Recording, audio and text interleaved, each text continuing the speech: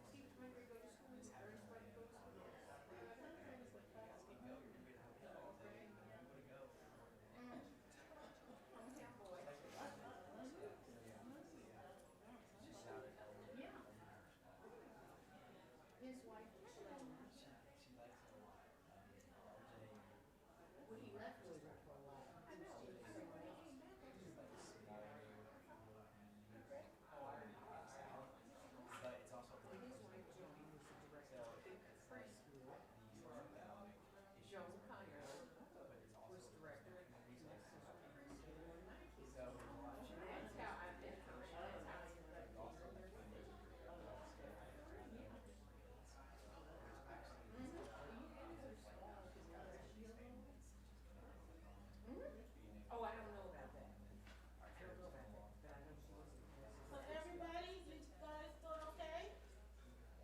How are you? I'm good, thank you. Worked hard today. It's been a hard few months. Very impressive, though. Very upsetting, but impressive. But it's when you hear the turnaround, that puts Yeah. a positive on it. But Yeah, there's always hope. this period of time is just, Yeah, that we were like, oh my goodness.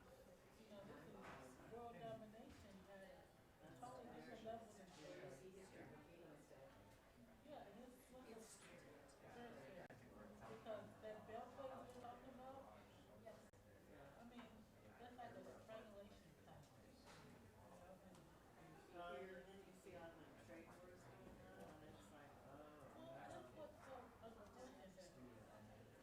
Many of us don't know about the continent, how we're all interacted together. So I, yeah, really, there is. Start thinking because Very, slow progressive.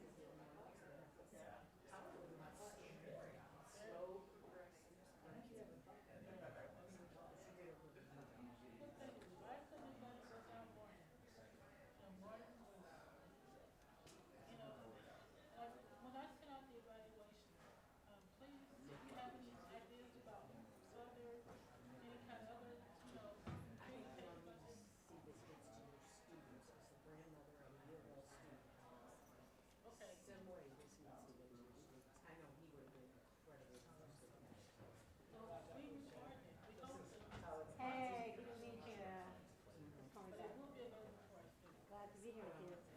Rainey speaks well of you. Yes, Oh, I want thank to you. go back over classes with you. Oh, well, You're we'll keep. welcome. But do see that in some way. I'll do my This best. is Didn't brought you on guys say occasion. you have seats for students? Of the 150 seats, I was under the impression that 75 would be free for I'm getting ready to block off some now. So, I'm glad you know. They told me block off the back off. So that's a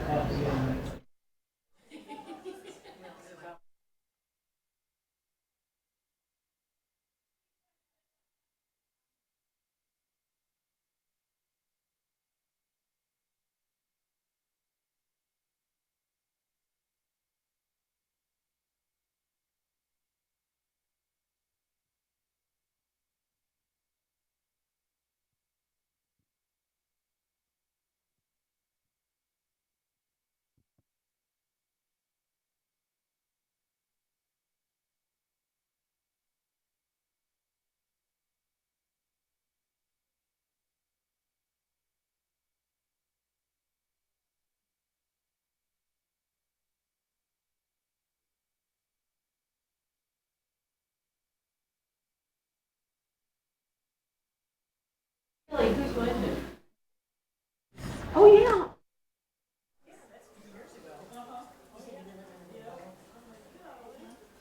Nice to hear about that.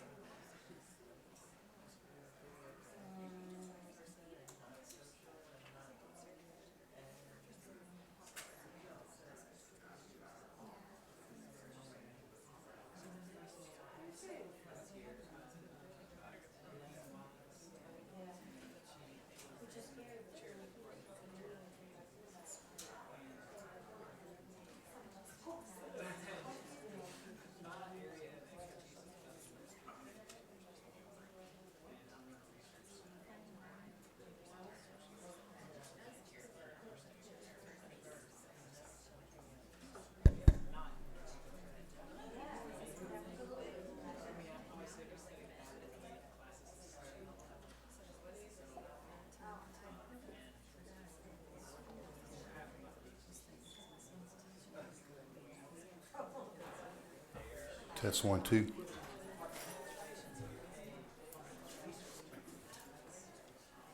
Test 1, 2.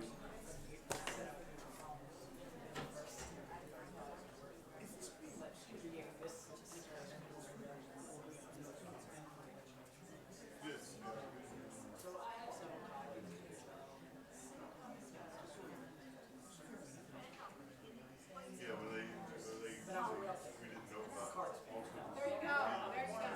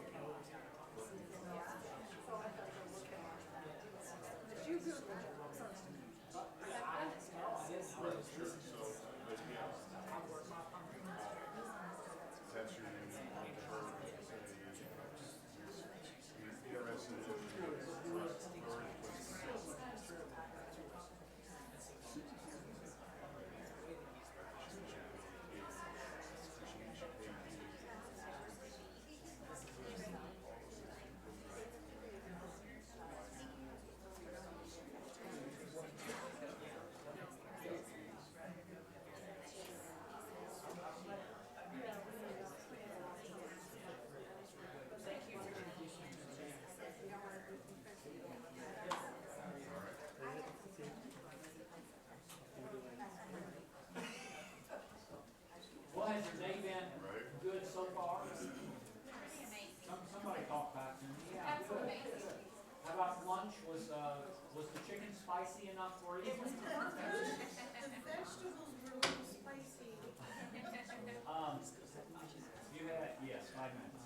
So, let's see, the Solid Grill provided the food, on 5th Street. It's a small restaurant if you go there, but it's really wonderful, wonderful food. If any of you came late and didn't get any of the food, go, run out and grab something real fast. But you can't eat in here. Miss Manny will fuss at you. Let's see, we've got about 4 minutes or so before we're to start. If you need to run use the restroom or something, I would say fill your coffee cup, but you can't bring drinks in here. So, I would get more of that. So, it doesn't really make sense to me, but that's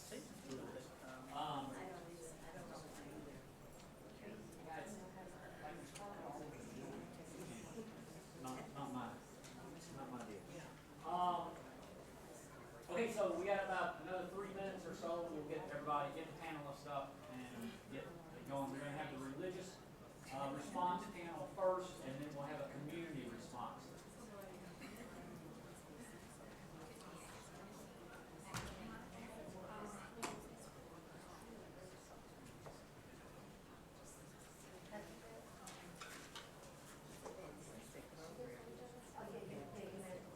No, thank you. Well, the program will do nothing without attendees, so thank you for time.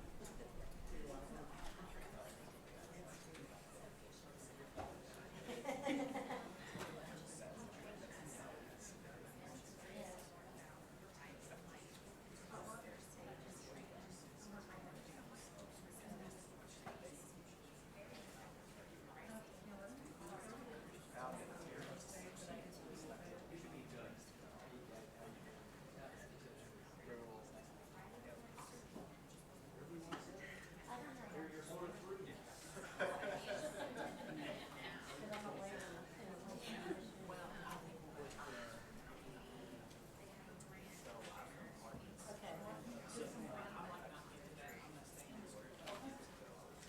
Does anybody want index cards, so just in case you have a question, you can get it written down?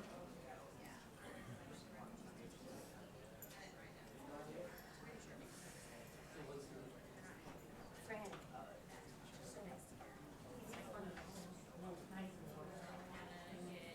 Okay. Okay. You're the second person. Him too. Okay. We'll watch.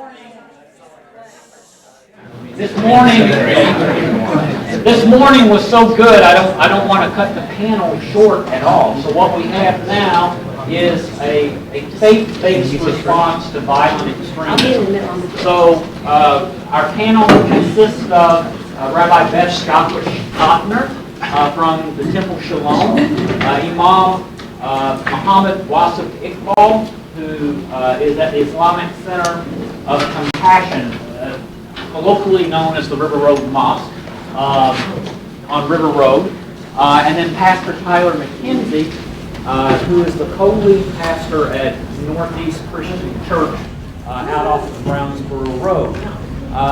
The panel is going to be moderated by Dr. Chris Keith, who's a research professor of New Testament and early Christianity at St. Mary's University in Twickenham. Twickenham. Sounds like Louisville. Yeah, Louisville. Twickenham, England. So I'm not going to take any of their time. I'm going to turn it over to Chris. Thank you. I should add, you will notice I do not have a British accent, so I'm not born and raised there, but I'm actually from here, but that's where my academic appointment is.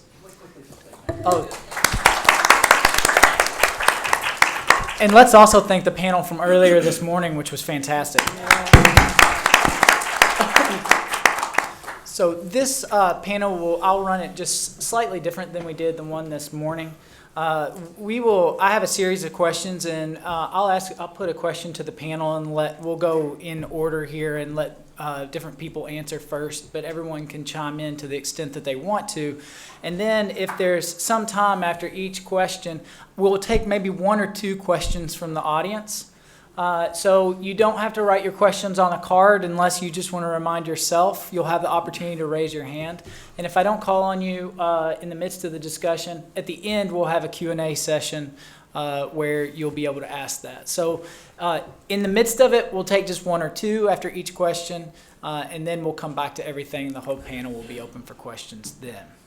So the remit for this panel was to discuss how each faith community deals with religious extremism and violence in that community. And one of the common things that came out of the early discussions that the panelists and I had was, and Martin as well, was that they don't actually have to deal with a whole lot of it within the community.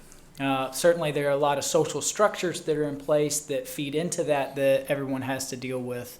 But the actual issues are less pertinent for the local communities that these three members of the clergy oversee than they are for other national areas and international areas. So we formulated some other questions with Martin's permission, and we'll proceed with those. So the first is a general question, and Rabbi Chodner, I'll let you answer it first, but how has hate, violence, and racism affected your faith community? So, first of all, every Friday night and Saturday morning when we have worship services, we need to have armed police guards in marked cars. We have had to increase our security measures in many different ways, in addition to having police. Every time we gather for worship, holidays, speakers, whatever we're doing, we have armed guards. So our kids come in and they see police all the time. And it's quite expensive as well. Being here in Louisville, I received a hate message on my answering machine. I hate expletive, kike, going on. I wish I had Zyklon B gas. I'd finish what Hitler started, on and on like that. There's a member of the LMPD who deals with Homeland Security. His number's on my speed dial. So unfortunately, we've developed a nice relationship. I mean, he's a nice guy, but unfortunately, we have had to get to know each other. Before I came here, there was a swastika painted at Temple Shalom, and it's happened in my home synagogue as well.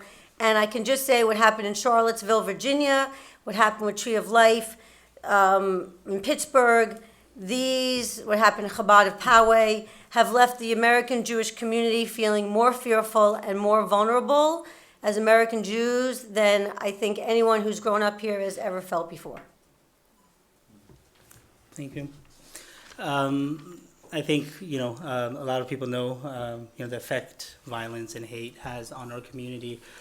This is something that, from the small things to obviously the big things. So what I mean by small is, it may be, and it's unfortunate that it kind of leaks out beyond the Muslim community, because what happens with the Hindus, what has happened with the Sikh community. So this violence, this hate, actually leads to even a broader spectrum of people that are colored that may look similar to Muslims. And but the big thing, that really changed a lot of things for our community was the hate crime that we went through in 2015. Our mosque was defaced, and obviously we can talk about the positives, but. There's things, we talked about, as Rabbi here was talking about security. After that event, even when it came to the cameras, they were there, but they were just there. Now they're actually monitoring and recording and so on and so forth. Even in the sense of, our services regularly have armed, police officers, any event that we do. But other than that, it's, part of our faith is that we pray at a certain time. We, do certain things which may happen in public areas. And a lot of our community is hesitant to do that now. If a time for prayer comes in, I still try to do my part, rest area, gas station, whatever it may be. But now we have to be conscious of this, right? We have to realize that, hey, don't just take any exit and go to a gas station if you need to pray, right? You got to use your head, right? Find a travel center. It's lit up, a lot of traffic, a lot of people. These are the things that I actually discuss in my sermon because of, what has happened and some of the hate that we see. Not that, we ever thought about, our mosque was open from the morning dawn prayer till the night prayer. So that's like over 12 hours regularly every day.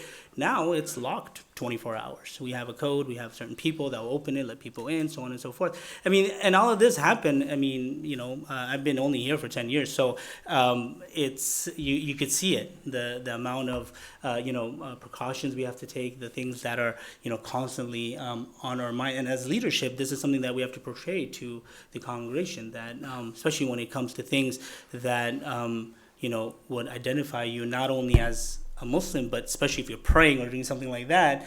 And there's quite a few people that end up doing it that are very faithful and do pray. And so it's from the small things, maybe something that is said in a gas station or a grocery store or a bank or a look or so on and so forth, to the extreme that we saw in 2015. So it has impacted the community quite a bit.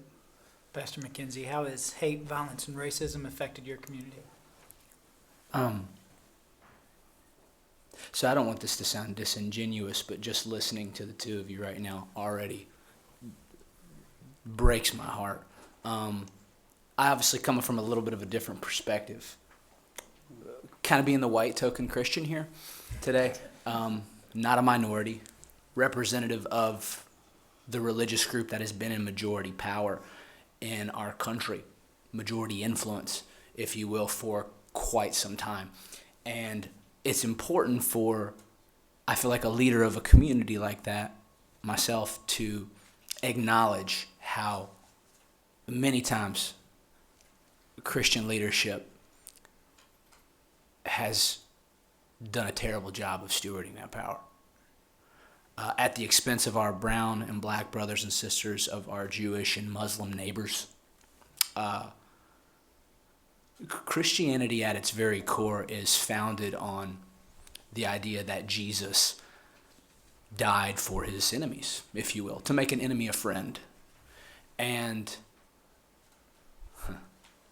I don't know who perpetrated that violence against you all, but I can imagine that some of them would call themselves my brother or sister in Jesus. And it is important to say that they have completely miscalculated what our faith system is about in doing all that. And so I want to do something deeply Christian and repent to start this off and just say that is unacceptable. Now, how has this violence impacted our community? Well, in different ways than it's impacted yours, but more than what I think a lot of people would think. I lead a group of some of our exceptional high school leaders at my church, and we met just a month ago, and I asked them this question. I was just curious. There was no I wasn't fishing for anything, and I just asked them, hey, what are some of the world-shaking, life-changing events that you've experienced in your life? And these are like 15, 16-year-olds. I'm just curious what they say. And the first answer was Sandy Hook. The second answer was the Boston Marathon bombings. Third answer was the Emanuel AME shooting in Charleston, South Carolina. So it's in the consciousness of our children. That breaks up my soul. Now, we don't have any violent extremists in our community, but that I know of. But the more subtle sort of racism and prejudice that people might retweet on Twitter or post on Facebook or laugh with a friend about after they've had a couple drinks over the dinner table, that's the kind of stuff that I think we personally are trying to attack and root out of the hearts of our people. But yeah. Anyone from the audience want to ask a question related to this?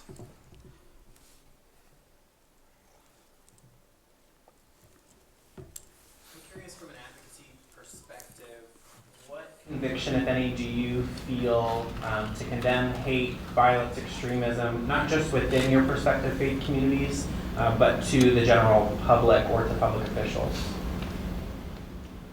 One of the things that we get a backlash is that we don't, talk about it enough. We don't, speak out against it. This is a discussion that we have had within the clergy many times, and really, there's only so much you can do, and as limited as we are, with airtime and network and so on and so forth, I always encourage my congregation. I always say, listen, whichever capacity that we can speak out in, we need to do it. There's some figures within our community that are known nationwide, that we need to take advantage of that. But it's never going to be louder than the other voice, right? So there's only so much that we can do, and to be honest with you, some people have dried out. They said, let's just get back to other things that we know would work. And, this is part of it right here.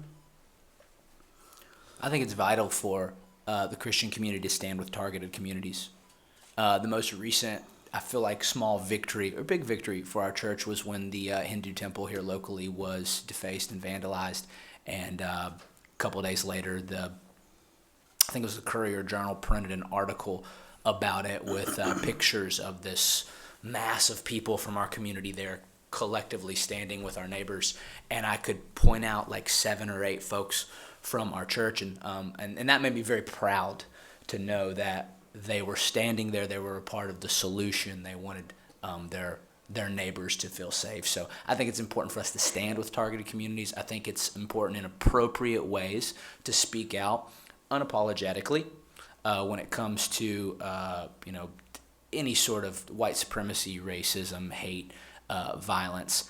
There are ways to do that I think are heard better than others, particularly by people who might be in my congregation who don't think they're part of the problem, or who think, well, I'm not racist, or I don't have any of that hate in our heart. Well, I think all of us have self-reflection to do to root out any sort of hate and prejudice in our hearts. So there's a way, I think, to talk to people like that, to bring them along. But part of what has, I think, created a culture of inclusivity at our church is consistently, periodically speaking on these issues, and just making sure that there's the tenor of our church is known by everyone.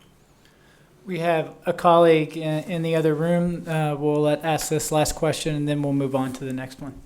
Yes, my question really addresses each religion, Muslim, Christianity, and Jewish. When it comes to the tool, the weapon that has been used in a major number of violent issues, what is your religion-based faith, the example of the tool? The gun itself, I'll call it what it is.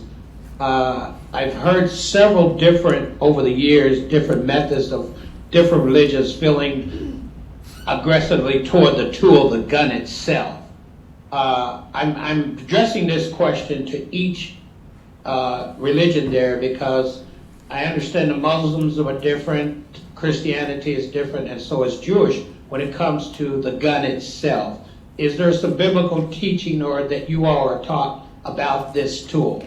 Okay, thank you for the question. We might want to clarify to start with that guns were invented well after the Bible. But that doesn't stop us from asking whether there is a community perspective on this, and I would imagine that there's a variety of perspectives. So this is just in general that Judaism, one of the 10 Commandments is thou shalt not kill. And there's a difference between murder and killing in our understanding. And so self-defense, for example, is an acceptable time to use violent force. For us, another example would be if you are asked to do something that would desecrate our relationship with God. Let's say, like there were times in history when Jews were told either convert or you'll be killed.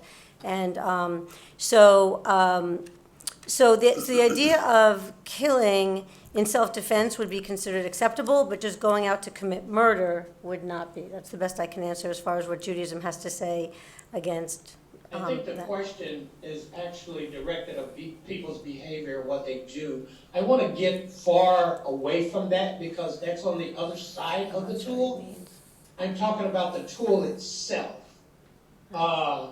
Because sometimes if we try to look and address people's behavior, we get sidetracked on reasons of why they do this and why they have to.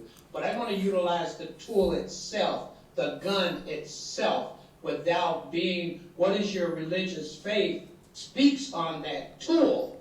Okay. All right. Thank you for the question. The panelists, though, I'm just going to move on to the next one. I don't mean to be rude to you as the question asker, but they weren't asked to speak on this type of thing. They are here as representatives of their religious communities and faith communities. So I don't want to ask them to speak on something that they weren't asked to speak on.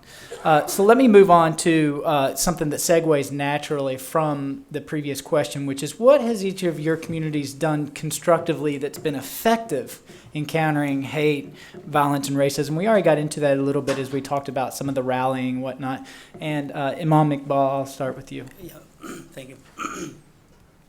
Now, when it comes to, I hinted towards the positive effect that even this, hate crime, capital word hate, and actually turned into something that actually brought not only our community together, but different faiths. I mean, I still hold keep the front page of, the Courier in my office because it has the mosque and all the graffiti on it with, 1,000 people or so that showed up to cover that hate. So since then, IPP, one of the interfaith grassroots organizations here, and she's with me many times with that. They actually started, that why does hate need to bring us together? Right, so they actually started this love campaign where every Thanksgiving, first Monday, we all get together as a panel like this from 3 different faith communities to celebrate what we have. And this is just a small thing to show that we are more alike and care about the same thing more than the differences that we all have. But other than that, really, as Tyler mentioned it here, was you have to talk about it. You have to come on the panels. You have to educate. We have, hundreds of visitors that come to our center. Every Friday we have tens of visitors, and then annually we had like 900 something the whole year last year when we looked at the numbers. So we get a lot of visitors to use that because people are looking for answers. People are looking at what, we hear this and what are your beliefs? They come actually to the source. So, it's beautiful to see that people are open-minded. They're looking to learn, right? And I believe, and we have this think tank with different people all the time, is education, right? To educate people, because what leads to hate is ignorance. Right? And you really can't blame people for ignorance. I mean, technically you can, right? We're sitting in a university. But at the end of the day, it's people are not willing to look outside their bubble. People are not willing to look outside their home, right? Look outside their window. So what ends up happening is they live in that bubble and you can't really blame them. So we use every opportunity, whatever we can do at the grassroots level to talk to people, to educate people. And I'll just finish with one example. I literally spent like an hour, because of the way I'm dressed, in Home Depot with an individual that I never met, just to explain why I was wearing what I was wearing. And it was a very positive conversation. And I changed. He had different thoughts, right? He actually came out a little aggressive. But as we started talking, and it started with, the clothes, the appearance. But we try to use every opportunity. Actions speak louder than words. Be on your, be the best that you can be. In itself will translate to who we actually are. Pastor McKenzie.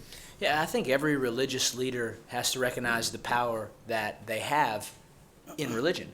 And religion can be wielded to play on human fear or to pull out human potential, if you will. And so on the Christian end, there are just so many beautiful teachings of Jesus that I think educating your people on, teaching them to fall in love with, can help slowly but surely melt the hate from their heart. The teaching of, again, enemy love and nonviolence, that's just, it's powerful. There's two scriptures in the New Testament that actually use this Greek word philoxenia, which actually means love for the other. Christians are commanded to it, Romans 12, Hebrews 13. And it is the exact opposite of xenophobia, which you see so many people who are in the majority population. Not like the guy that you met at Home Depot, you said? At Home Depot. I mean, those questions come out of a place of xenophobia, not philoxenia. And so teaching people that love for the other is a deeply Christian thing to do. Teaching people the truth of human dignity that we find in the sacred texts of Christianity. I mean, one thing that we tell our congregation often is go with what you know. Don't make assumptions. Don't be suspicious.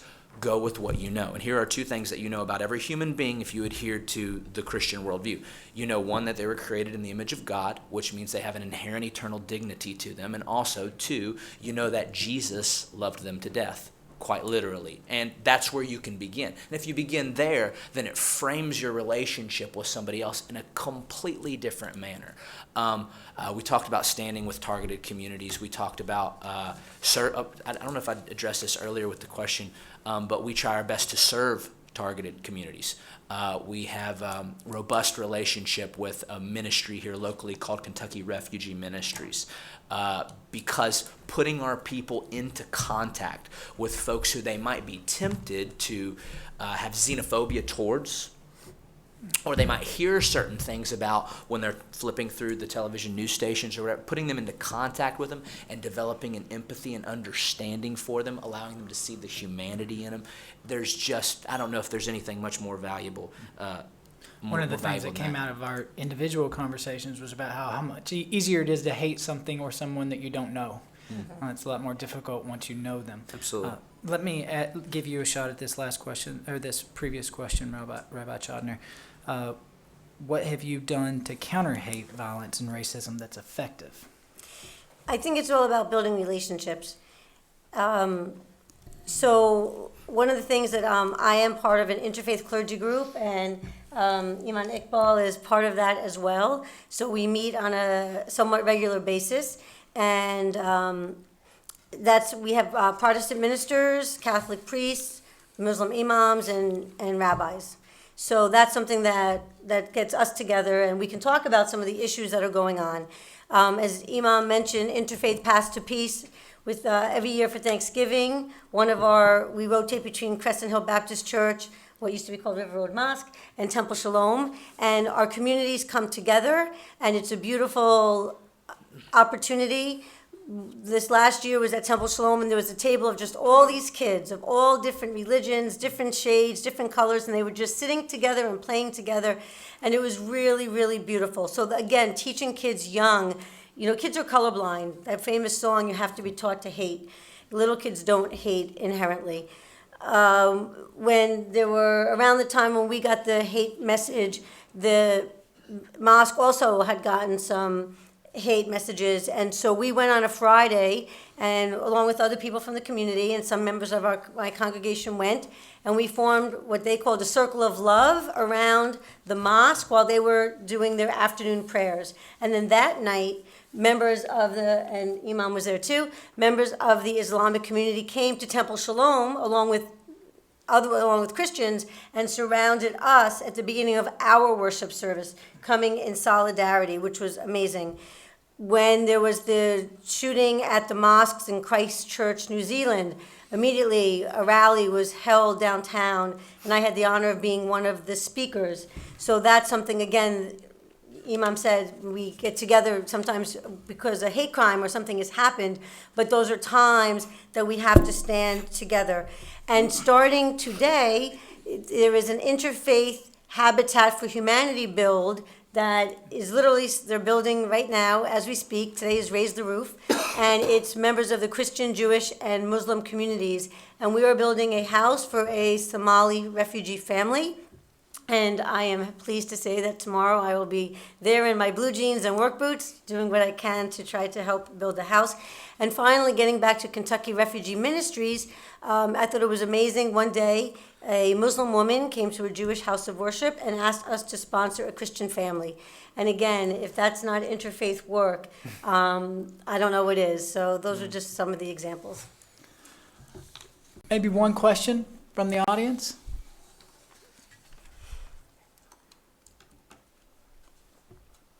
You said to teach the children young.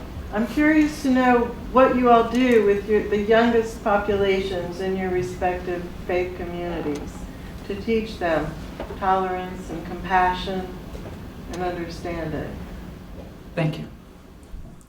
I think the most potent strategy. Ooh, there you go. I'll watch my P's. I think the most potent strategy that we have found in training children is training their parents well, because we get them 1 hour a week. Their parents get them every other hour of the week, maybe 2 or 3 total. Like if we're lucky and they're really committed and they don't play soccer on weekends, right? Mm-hmm. So we get them about an hour. So really investing in their parents, giving their parents tools to take home to train and teach their children are absolutely vital. And then we do control the curriculum that our young people are exposed to on a regular basis, and we make sure that they highlight the virtues and principles of Christianity that we consider to be most vital, including self-sacrificial love for neighbor, love for the other.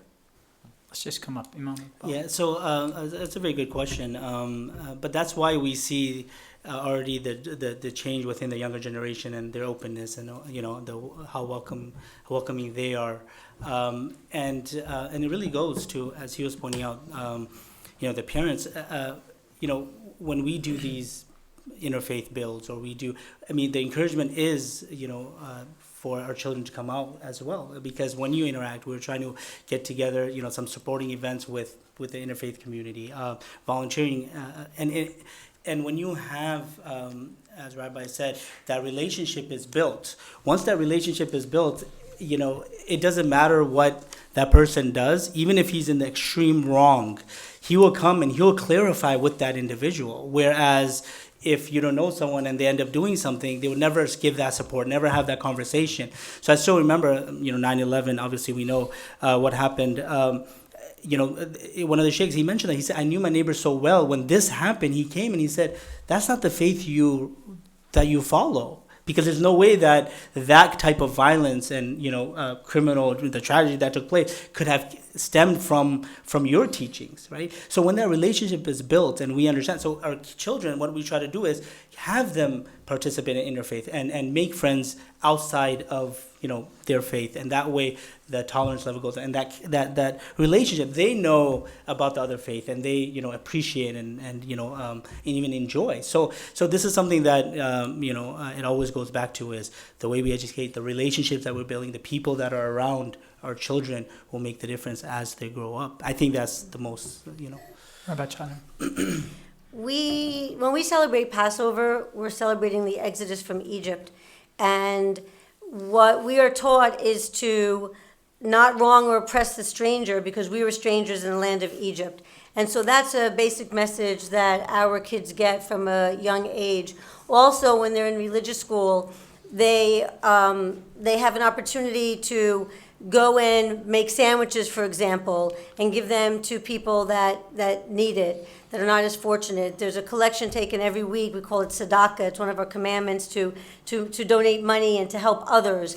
They're taught to visit the sick and to clothe the naked. And so from a young age, they're taught to be aware of the world around them and other people around them, and to love other people. As it says in the Torah, love your neighbor as yourself. Thank you. The next question, let's move past the generalities. We live in the realities of Trump's America, and one effect of Trumpism has been to harden not just the force of stereotypes, but the usage of them, and we heard a lot about that this morning.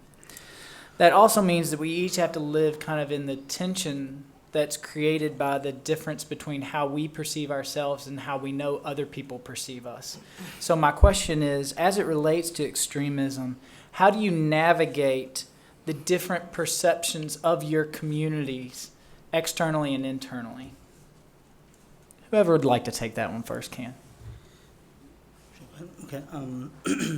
Just for 1 second, especially the previous question that you asked about, even this question of how the outside perceives us, sitting in the session with about learning about the Uyghur Muslims and their condition, I feel like we shouldn't even be complaining much, because if you look at ourselves, we're in the very similar situation where we are, praying and we're doing certain things, and these people are being persecuted for it. So, going back, it is unfortunate that when, like I mentioned in the grocery store, the bank, the bank, gas station, whatever it may be, restaurants.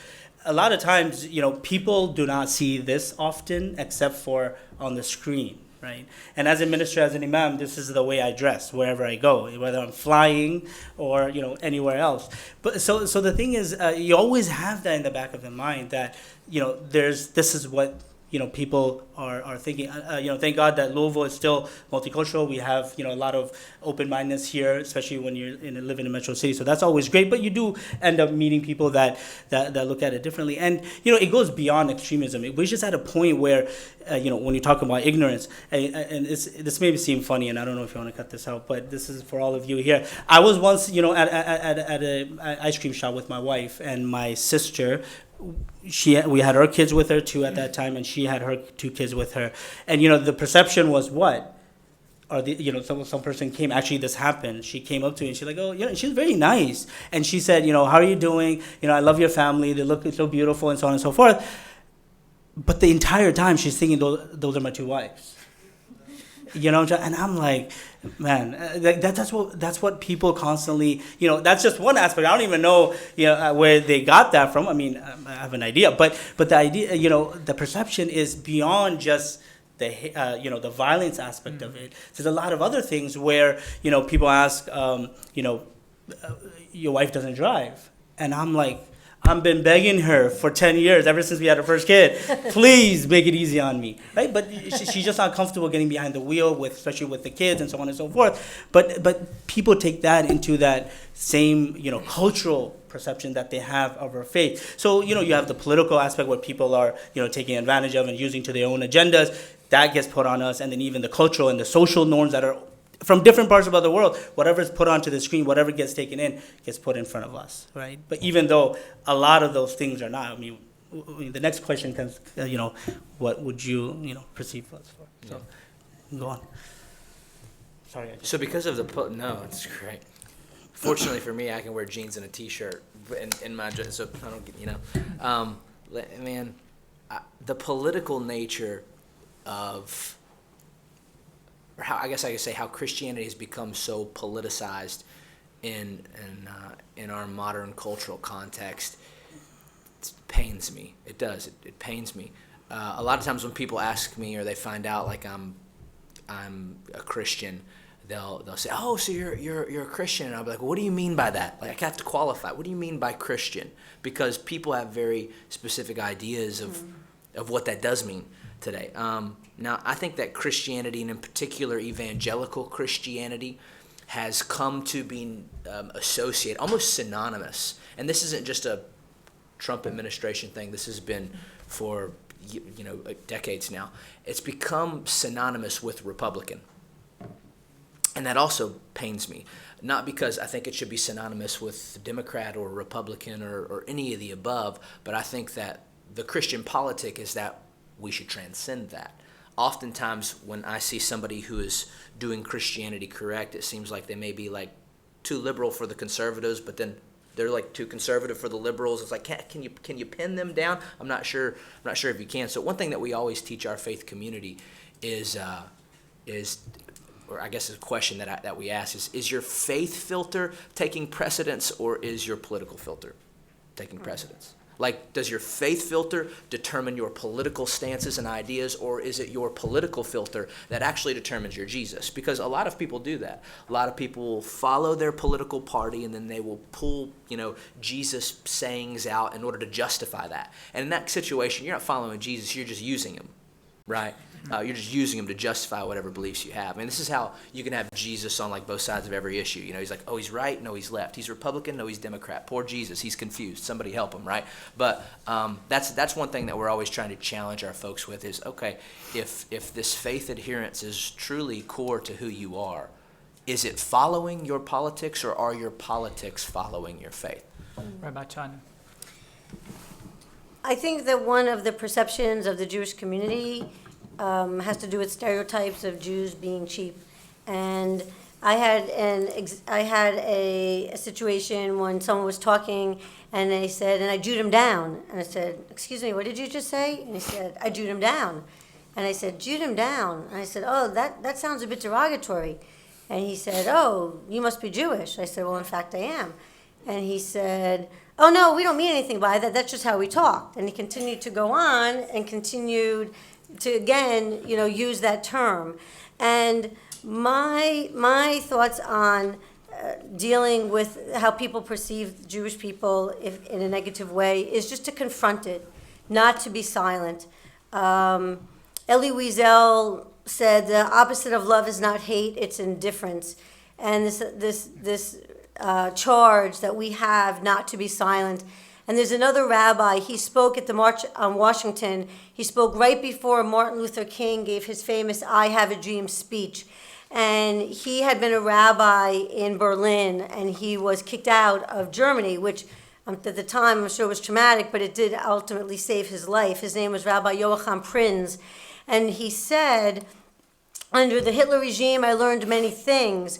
The most important thing that I learned in my life under those tragic circumstances is that bigotry and hatred are not the most urgent problems. The most urgent, the most disgraceful, the most shameful, and the most tragic problem is silence. And I think that's a lot of why we're here today, is to make sure that we give voice to what is happening in our country, in our society, in the world, and to name it and to talk about it so that we can take steps to make changes that need to take place. The next question deals with is the photographic negative of this one. It's what instead of asking how do you deal with how you know people perceive you to be, what would you like them to know that you don't? But I want to pause in case someone wants to ask a question related to this topic of kind of navigating different perceptions of faith communities. Yes. We've spoken so far about violence being an exception, and we've heard some wonderful ideals. I'd like to ask two provocative questions at least. That the founding of the United States as a supposedly Christian nation in the minds of some people included three-fifths of a person for humanity. The symbol of the Ku Klux Klan was a cross. In some ways, that is fundamentally Christian. And of the rabbi, you just spoke about the importance of Exodus as a way to lead people in treating the strangers. And I wonder if you could explain how this nation state of the people of Israel can treat its neighbors, the Palestinians, as they do, and not even to recognize some borders and use biblical roots to root them out. Thank you for the question. We had previously arranged agreement that we're not going to discuss the modern nation of Israel for a couple of reasons. One is that it's too complex of an issue for us to deal with in the short amount of time that we have. Additionally, Rabbi Chodner can't possibly speak for all Jews everywhere. And also, this panel was constructed specifically to deal with local faith communities. And as that's a heavily international issue, we won't answer that question. The question about the usage of symbols is a useful one. The usage of symbols that to some people, and is not limited to the cross. To some people, a symbol, one of those symbols represents freedom. To others, it represents oppression and violence. And I think that's a very useful question for us to answer. So would anyone like to tackle the issue of how your religious symbols get used in different ways? I mean, I see it the same thing. When you look at ISIS, I believe, when it came to the black flag and the logo that's put on there, that picture, it's actually something that's authenticated that the Prophet ﷺ wore on his ring, you know. So it is something that is from our tradition. It is something that that symbol is something that comes from authentic tradition in our faith. But it's going back to the root of the problem and how you know, they're using our scripture, they're using you know, our traditions to come to their agenda, as Tyler was mentioning here, that it's not very difficult to do. You know, when you take a situation where you're very specific to the Prophet ﷺ, you know, Prophet Muhammad, his era, his time, and even more specific to a certain group of people that were marching, and you take that verse and you know, interpret it in a way that you can justify what you're doing in your own region with those people. Regardless of what symbol you throw on there, yes, it's going to, you know, put all of us on the spot because it's a symbol that we all recognize. But at the same time, we have to look at what is the root issue, and interpretation is something that, you know, we can look across the line, you know, and we all deal with. So. To add another nuance to this, as you answer it, it is also the case that in many faith communities, the symbols that they choose, going back to the beginning, are reappropriations of prior symbols themselves. This would be the case with the cross as well, but things that meant one thing, and then when the faith community held a marginal status, it appropriated that and flipped it on its head as a moment of pride. So a lot of times there's already been a twisting of that symbolism, but go ahead. Right. Thank you for your question, sir. The first thing I'd point out is that Christianity existed for 1,700 years before any of the American perversions of it, like the Ku Klux Klan and burning a cross, existed. So to call the Ku Klux Klan's cross fundamentally Christian is something that I think I would, am I still on there? I'd fundamentally disagree with you on. It is a perversion of it, though, absolutely, and it is one that's deeply ingrained and caused a lot of heartache and grief and violence in our country. One thing that I think that people often say that I believe is true is that Christianity has been responsible for lots of injustice and violence in its 2,000-year history. There's no doubt about it. But to critique Christianity in that sense, you actually have to critique it with Christian values. It's basically saying that since the practitioners of the faith system haven't lived up to the standards of its founder, that somehow invalidates the faith system. And in my mind, that couldn't be further from the truth. It's a critique of the actual practitioners, but not necessarily of the founding principles. It's like saying calculus doesn't make sense because we all make a big mess of it. You know, like, no, it's still true, right? So, like for Dr. King, for example, when he was dealing with injustice, he didn't look at people and say Christianity is untrue. He looked at his white counterparts, people who were guilty of hate crimes, white pastors, and he said, let justice roll like water, righteousness like a mighty stream. You're not Christianing well. And so that's what I would say when it comes to symbols like that. I don't think they necessarily invalidate the fundamental message of Christianity, but rather they invalidate the distortion that the practitioners make of it. I don't know if that answers your question or not. Okay, let's move on to the flip side of the previous question and talk about what you would like to say to other groups. What you would like them to know about you that you think perhaps they do not? Very much on it. I think that I would like people to know that in Judaism, we believe in, and I know that Pastor McKenzie also said this too, that all of us are created in the image of God, B'Tselem Elohim, that all of us are children of God, that there's a reason that we all came from one man and one woman, Adam and Eve, because we all come from the same place. We all have the same roots. Getting back to Martin Luther King, I would also like, and we're talking about hatred and whatnot, and we know that today that the African American population is still very much mistreated and doesn't have the same equality as white people do.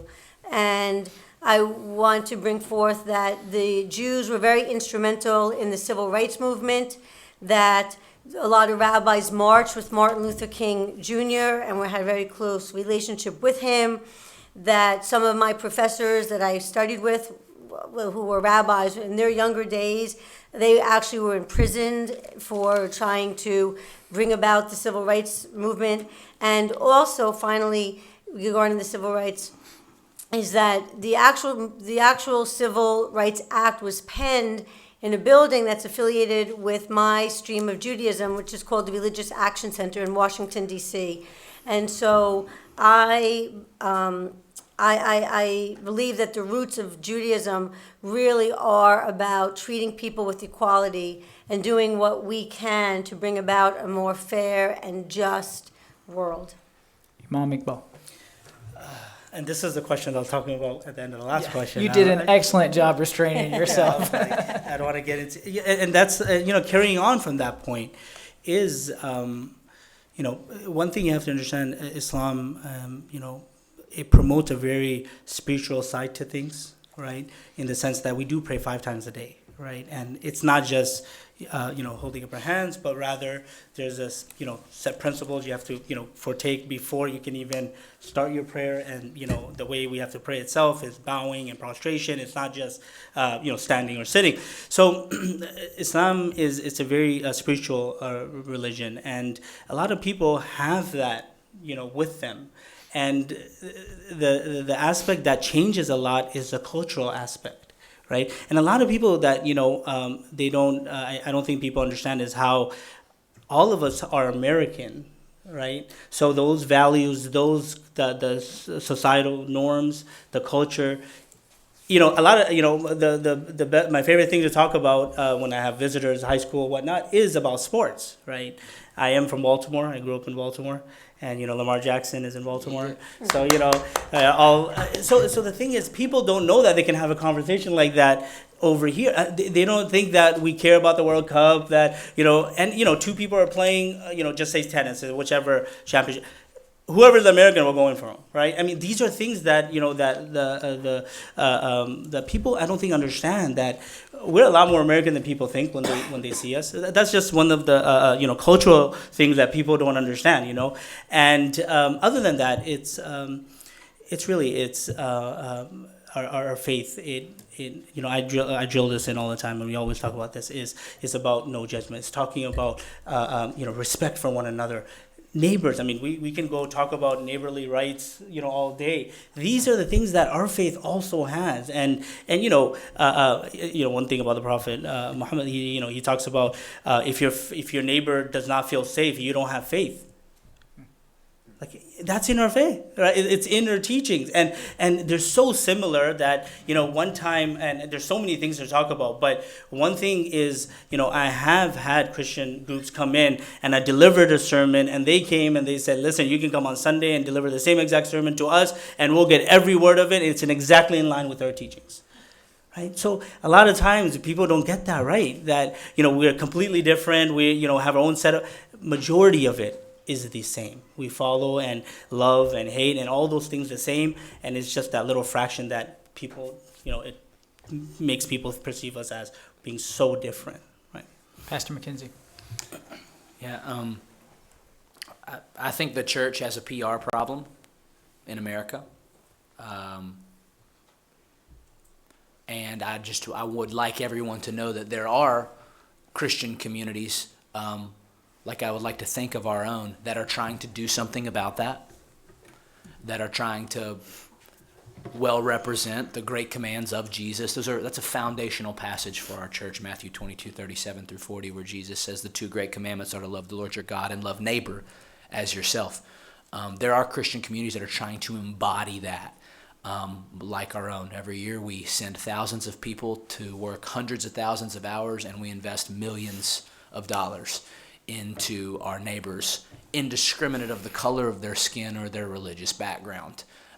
Every year we support refugees. We support students with mental health issues. We support, the local Hindu temple if it is vandalized. We are trying to be a multi-generational church. We're trying to be a multi-ethnic and a multi-racial church. I'm so proud. One of the statistics that I'm most proud of at our church right now is over the last 2 years, we've doubled in terms of people of color. And in East Louisville, where we're located, that was not true of our church 5 years ago. And so I really am truly proud of that. So yes, the church has a PR problem, and we've earned it. But there are also many churches out there that are trying to do something about it, and I would consider our church one that is imperfectly trying to progress forward in that way. I'm going to push forward with the next question because it relates to this, and I'm going to stay with Pastor McKenzie, and then I'll stop to ask questions afterwards because there may be a few. So another cultural reality here for us in the American South is that we live in a community that's majority white and majority Christian, at least nominally. And those demographics are shifting rapidly and perceptibly, leading to a somewhat convoluted cultural scenario where if I'm looking at the faith communities that are represented here on the panel, the first two close to me are at much higher risk of being persecuted or having an act of violence against you. And Pastor McKenzie, your church tradition, your faith community, however, not yours personally, but majority white, majority Christians, shout from the rooftops, at least some of them frequently, complex. That they're persecuted. So we have two communities up here that actually are persecuted, and one that really thinks that it is, despite the fact that it holds a majority status. So I'm wondering, how do you live in and address these cultural factors in your faith community? And since you are the, as you said earlier, the token white Christian, Pastor McKenzie, you start us out. I have two things to say about that. One, what many Christians call persecution is really just the equalizing of power, the equalizing of dignity, the equalizing of equality, if you will. What, though imperfectly, the Declaration of Independence and our Constitution, I think, envisioned, that's what's happening. And so sometimes you see white Christians who are in leadership shrieking about the things that we see around us right now. And allow me to go spiritual, as Imam Wasif did. I think that the shrieking is spirits being exorcised out of them that needed to be exorcised out of them for quite some time, my humble opinion. So that's one thing. I also... Just to clarify, you're saying they perceive that loss of dominance as oppression. Absolutely, absolutely. It's just like the equalization of okay. And the other thing I would say is what we Christians have in America that we oftentimes don't perceive, or I guess leverage, is not persecution, it's privilege. And that could be a powerful thing that's used for a lot of good if wielded in the right way. One of my black brothers in Jesus here in town once challenged me. He said, Tyler, the goal of your church should be to use your privilege to serve the underprivileged. That should be the goal. We should be leveraging our privilege for positive things. The American church is not globally, in terms of global standards, it is not persecuted, and it's not the best at a lot. We're not the best at preaching. We're not the best at leadership. We're not the best at discipleship, or we're certainly not the most courageous or the most persecuted, but we are financially well-to-do. We are. And that can be leveraged for very important things if we could get over the persecution complex and see that privilege is an opportunity. Rabbi Chodner? I just want to say I appreciate very much what you just said, a lot. So being Jewish, my whole life I have been a minority in this country, every day of my life that I have lived here, and I've always been aware of that. When I see on public property a nativity scene, the creche, it's a reminder, it's a very visual reminder that I'm the other, because there's not by it, let's say, a menorah for Hanukkah. When a band where I had a student pulpit in southern West Virginia, Bluefield, West Virginia, the marching band before a football game would have burning crosses on the football field during the football game. Again, it was like very clear that if that was not your religion, then I felt like the other. When I'm at a civic event and their prayer is offered, and I have no problem with the prayer, but when a prayer is offered in the name of Jesus Christ, our Lord and Savior, no offense, but Jesus is not my Lord and Savior.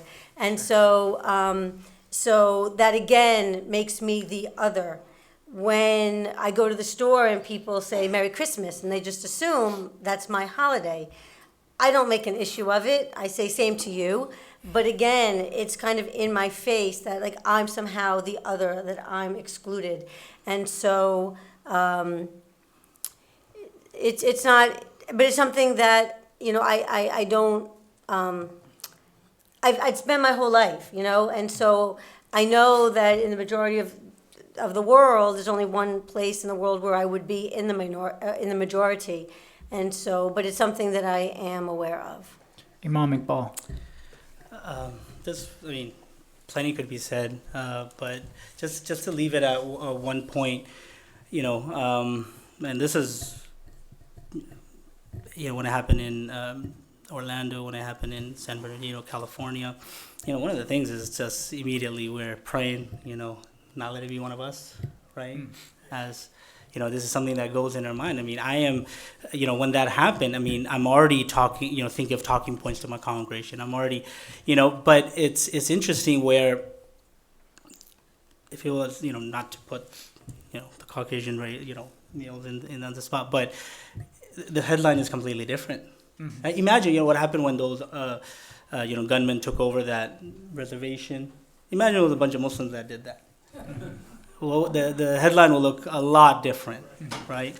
This is one example. There's many more that we can get into, but this, I mean, once again, I'm not really sure, but we know that if 0.0001% of us are being, you know, portrayed into the media at a level where the rest of the world is thinking all of the billion of us or 2 billion of us are now like that.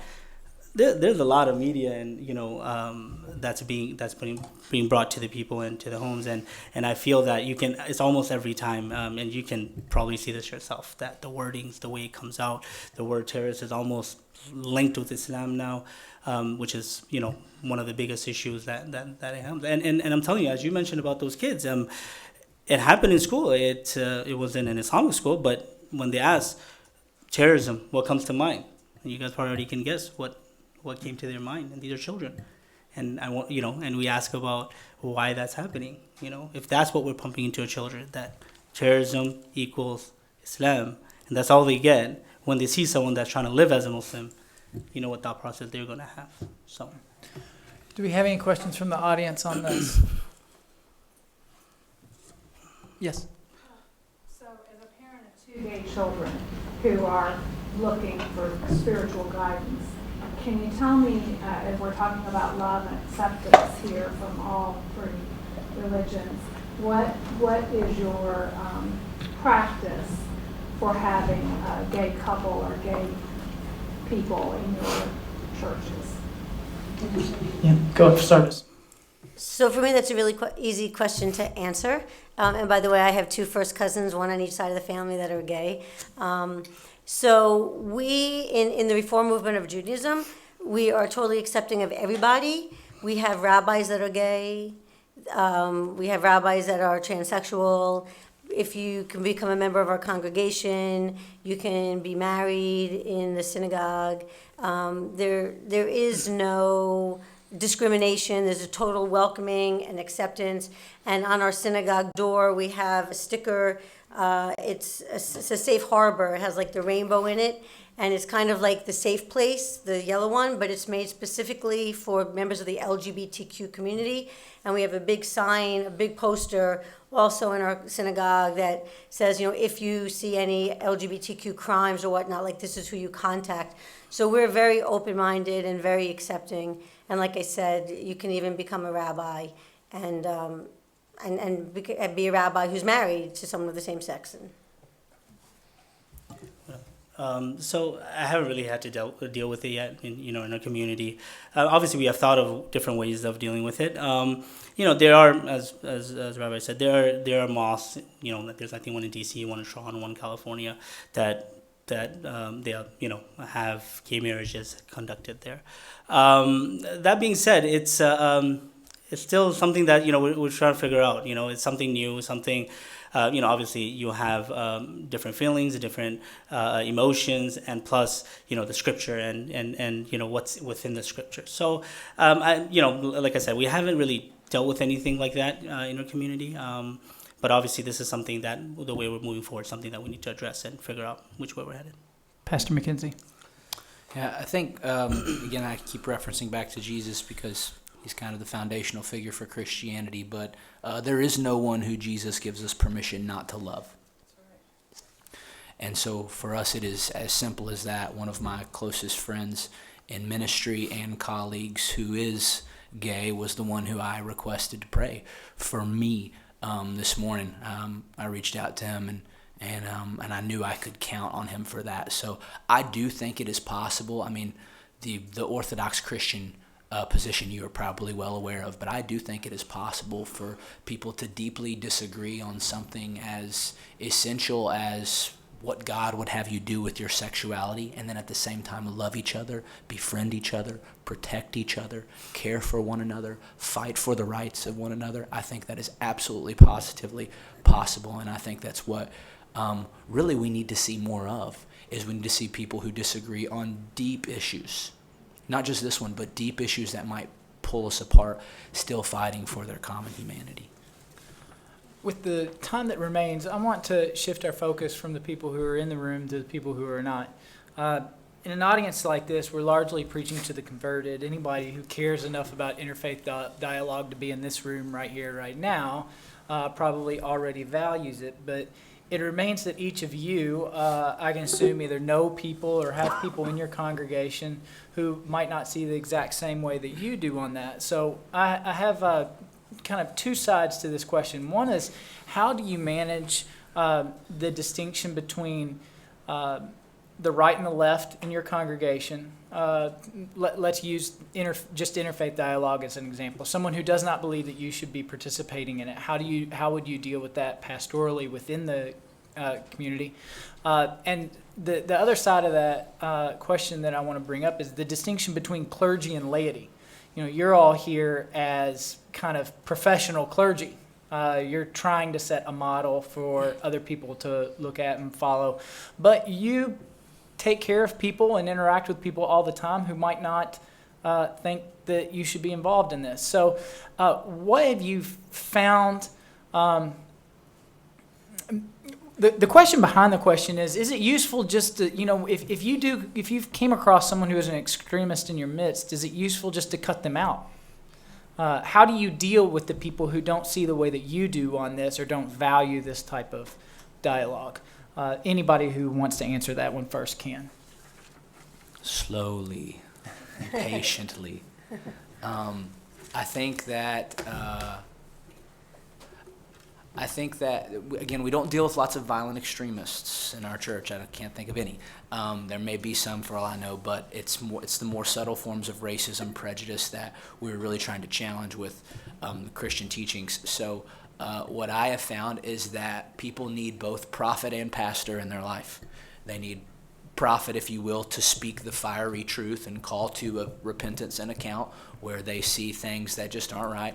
And they also need pastor to take them by the arm and say, let me walk you with that now, because I know that chances are we're not going to see a revolutionary change in your life, but it's going to have to be evolutionary, one conversation at a time, one act of love at a time. So the way that we talk about it a lot amongst our team at Northeast is we need to be impatiently gracious and graciously impatient at the same time. We'll just come up the row. Imam Iqbal. So one of the things I always say is, leadership, the effects and the thought process, the ideologies trickle down into whatever you're a leader of, and the example, I think the second question, we can see that trickle down into the entire nation. So similarly, when we have our set ideology of how we can bridge the gaps, how can we bring understanding to people outside of our circles, and doing these things, and obviously we don't have, and let me just put it out there, as you mentioned, we didn't have any case of extremism, violence, or anyone that even indicated anything towards it. Besides one case in the decade that I was there, I'm there at the mosque, and it was a white Caucasian convert who actually we had to report to the police, and they actually escorted him off the premises. I mean, that's the only case, and even then he was saying certain things which kind of made us realize that okay, something is wrong here. He was from out of state. He was crashing at our mosque. Things like that. So we had no issues so far, and we thank God for that of anyone showing any signs of extremism or that type of ideology. But that being said, it's going back to the question. What was the question? How would you? What if you did? How is it useful to just say you're not welcome here anymore? Okay. What practical steps? So in that case, so you have both sides, right? So you have the extreme case in this where we actually took the proper steps, spoke to him, had some of the board members come out, have a conversation. Then when we saw the response and the actions and some of the activity that was doing, he was actually breaking some of our policies, of staying overnight and so on and so forth. So eventually took his license plate, took it. He was actually out on parole. So then from Indianapolis. So we got that taken care of, and then eventually we had to ask him to leave. But other than that, it's also that when we talk about the congregation, a lot of them may not be open, and you have to understand that some of them just came from a war zone 2 months ago, right? And sometimes they're pointing the fingers right here. Right, so you have to deal with these things because they're not on the same page, and a lot of times, as we're taught as educators, that you have to understand where people are coming from. You have to understand what is in their head. If 2 months ago they're running into bomb shelters, but as leadership, we always encourage, we always advertise these programs, encourage, we remind, we educate, and we're hoping that people can understand that for us as a minority in this part of the world, to bridge these gaps is the way to safety and security. It is the way of unifying, the community at large, right? And going back to the point of education, and I think that's the best tool and way to take down the hate, the violence that we have. How about Jack? What's chatting? I have never in 12 years had anyone ever, a member of my congregation, ask me not to engage in interfaith dialogue. It's something that's very much appreciated and welcomed by my congregation. I also have not really experienced extremism in that regard, but if I did, I would just rely on the teachings of our tradition, which, as I said, love your neighbor as yourself, don't oppress your neighbor. We had a great rabbi named Hillel. He said, that which is hateful to you, do not do to others. We have quotes from our tradition: in a city where there are both Jews and Gentile, feed the poor of both, visit the sick of both, for the sake of peace, work for peace.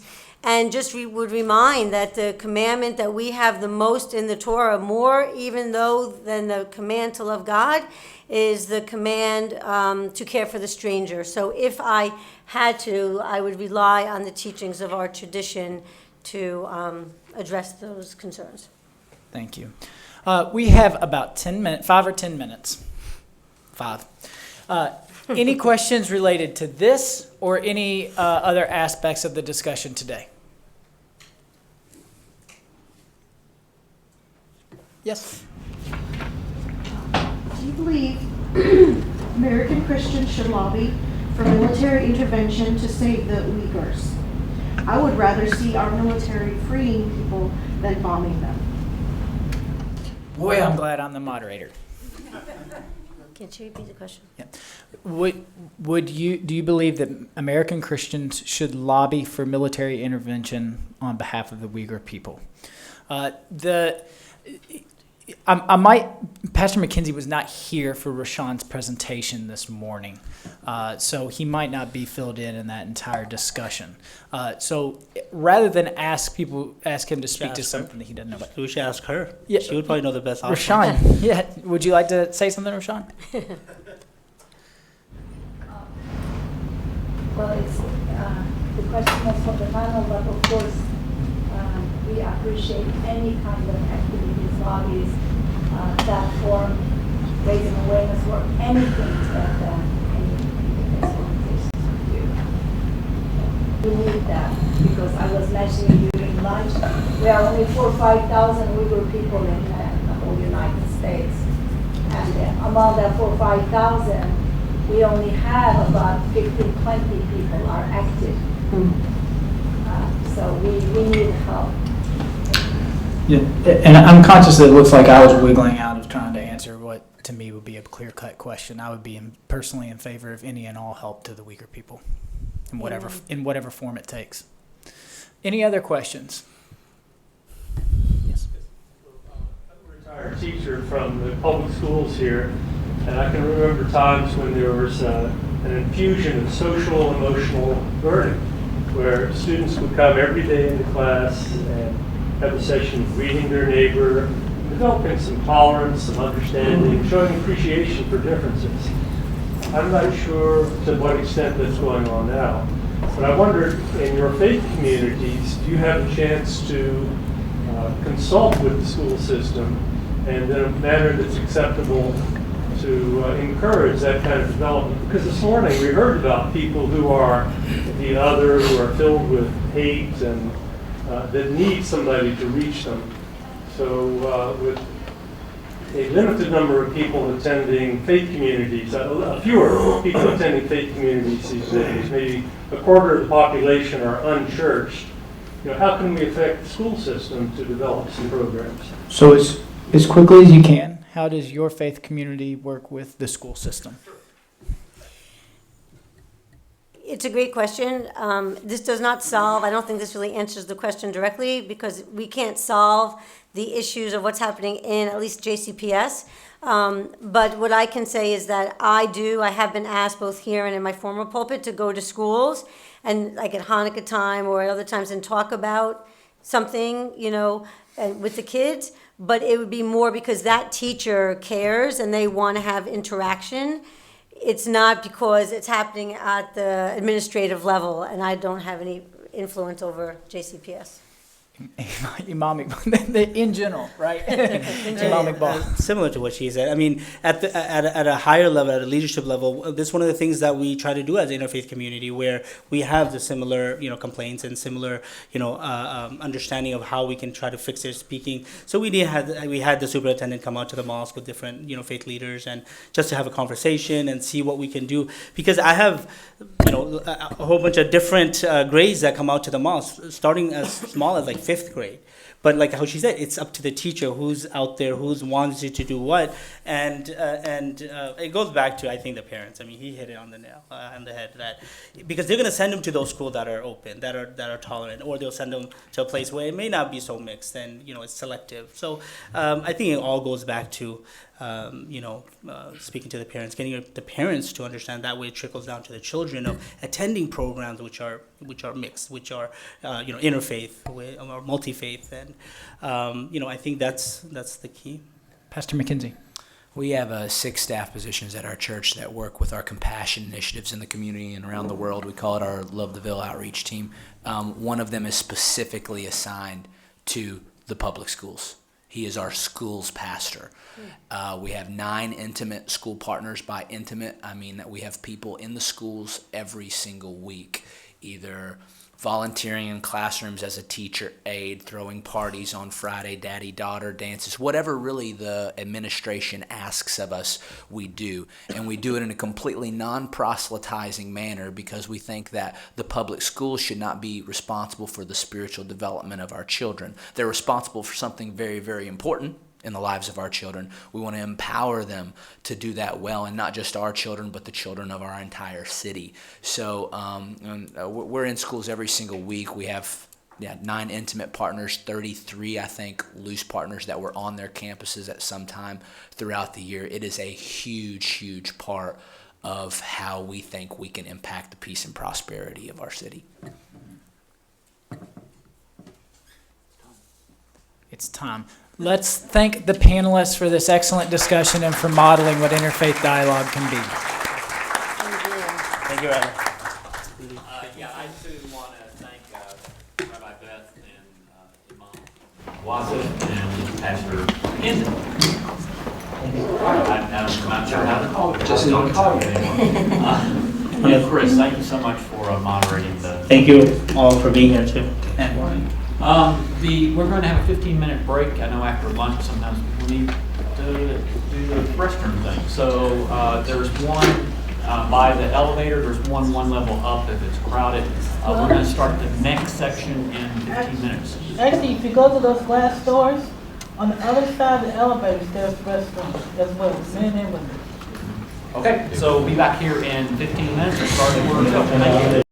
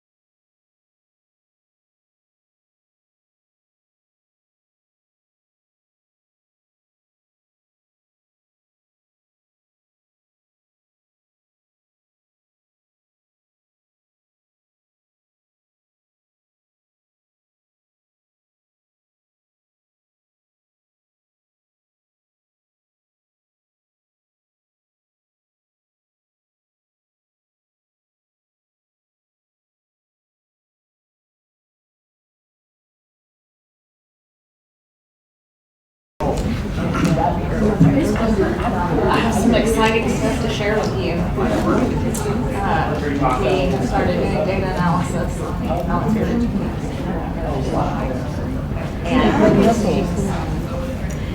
it's interesting, but good, positive results.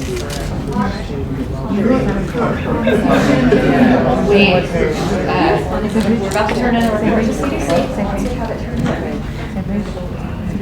They go around all the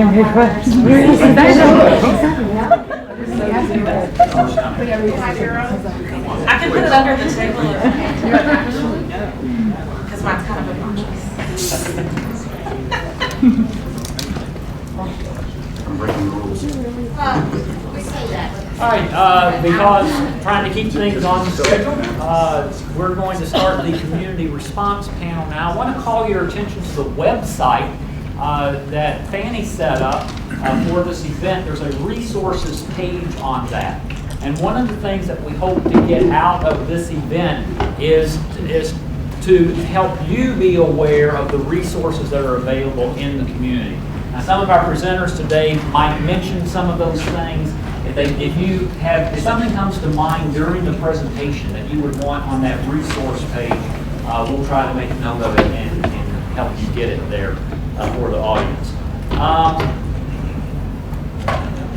So we've moved from an international conversation about the Uyghurs more to a local setting, and now this panel becomes very local, addressing violent extremism both from a systemic point of view and a law enforcement point of view. So our panelists this morning are U of L Professor of Public Health and Practice, Dr. Monica Wendell, FBI investigator agent Jake Williams, Louisville Metro Police Chief Steve Conrad, Louisville's Office of Safe and Healthy Neighborhoods, Director of that office. Did I say that? No, I'm the Chief of Community Building. Chief of Community Building. Yeah, for the City of Louisville. For the City of Louisville. That's one of the offices so that reports to Vincent me. James, thank you for your grace and no problem. Correcting me. And moderated by U of L's Professor Dr. Sheree Wallace in the Department of Political Science. So I'm going to turn it over to you, and maybe we give them just a brief. And you have until 3:45. Thank you, Mr. Brooks, and thank you all for this opportunity and for showing up this afternoon for this panel looking at community responses to hate and violent extremism. I also want to thank my chair for being here. I just want to acknowledge Dr. Jasmine Ferrier for being here, and can't hear me, I'm sorry, and all the rest of you who also attended, so thank you. In the next hour, I guess our goal here in the next hour is to discuss some strategies to build community resilience to counter hate and violent extremism in the city of Louisville. And so by now, you've all learned the definition of violent extremism. You've seen it from multiple perspectives. You've also talked about it from the faith-based standpoint. Today, we're going to really talk about what is community resilience. And quickly, I promise you, it's large letters, just a little blurb on community resilience. It's defined in terms of the technical term as the ability of a state, community, people, or region to adopt new processes, norms, and strategies for conducting their lives in new societal relationships in response to a violent shock or something that has happened in terms of an uptick in aggression and things like that. In the community. And basically, Dr. Van Meter talks about it as ways in which the community comes together and builds social capital, leadership, share information, economic resources, and things of that nature, and other types of competencies so that they can build high levels of trust or create what we call as trustworthy information networks, share resources, high level of community activism, all of those things that they try to do and to try to mitigate, if you will, hate and violent extremism. In fact, some of the models that we find in countering violent extremism agenda, they're coming out of East Africa and the UK, and where they're basically looking at ways to, the emphasis, of course, is on prevention, and they're looking at ways in which, again, they can tackle the root causes of extremist violence by engaging with communities and vulnerable groups and households. And quickly, just some of the strategies that they're looking at. There are a variety of approaches that they're taking to it. It could be through culture, through family support, ideally the role of women, trying to engage women in these communities. A lot of times these communities are maybe ethno-religious or marginalized communities, and trying to engage women as a way to counter engaging the role of the state. And that's why we have two persons here who represent the state and the role that the state can play, again, in trying to counter violent extremism and hate, and as well as the media and how they frame some of the issues in the communities. And of course, reframing the counter narratives and things that they do in terms of helping rehabilitate returnees, persons who have renounced violent extremism, and then of course trying to address some of the structural drivers to radicalization. And that's kind of where our two, our professor in community and Mr. James comes in terms of looking at things that we're working with the community to give them some tools, if you will, so that again they can begin to build social capital, create trustworthy information networks where people feel as they can reach out to the police or law enforcement to get help, and ways in which again we can empower communities as well as individuals to take control of their communities, as well as to help with making sure that our young people are not radicalized or recruited into some of these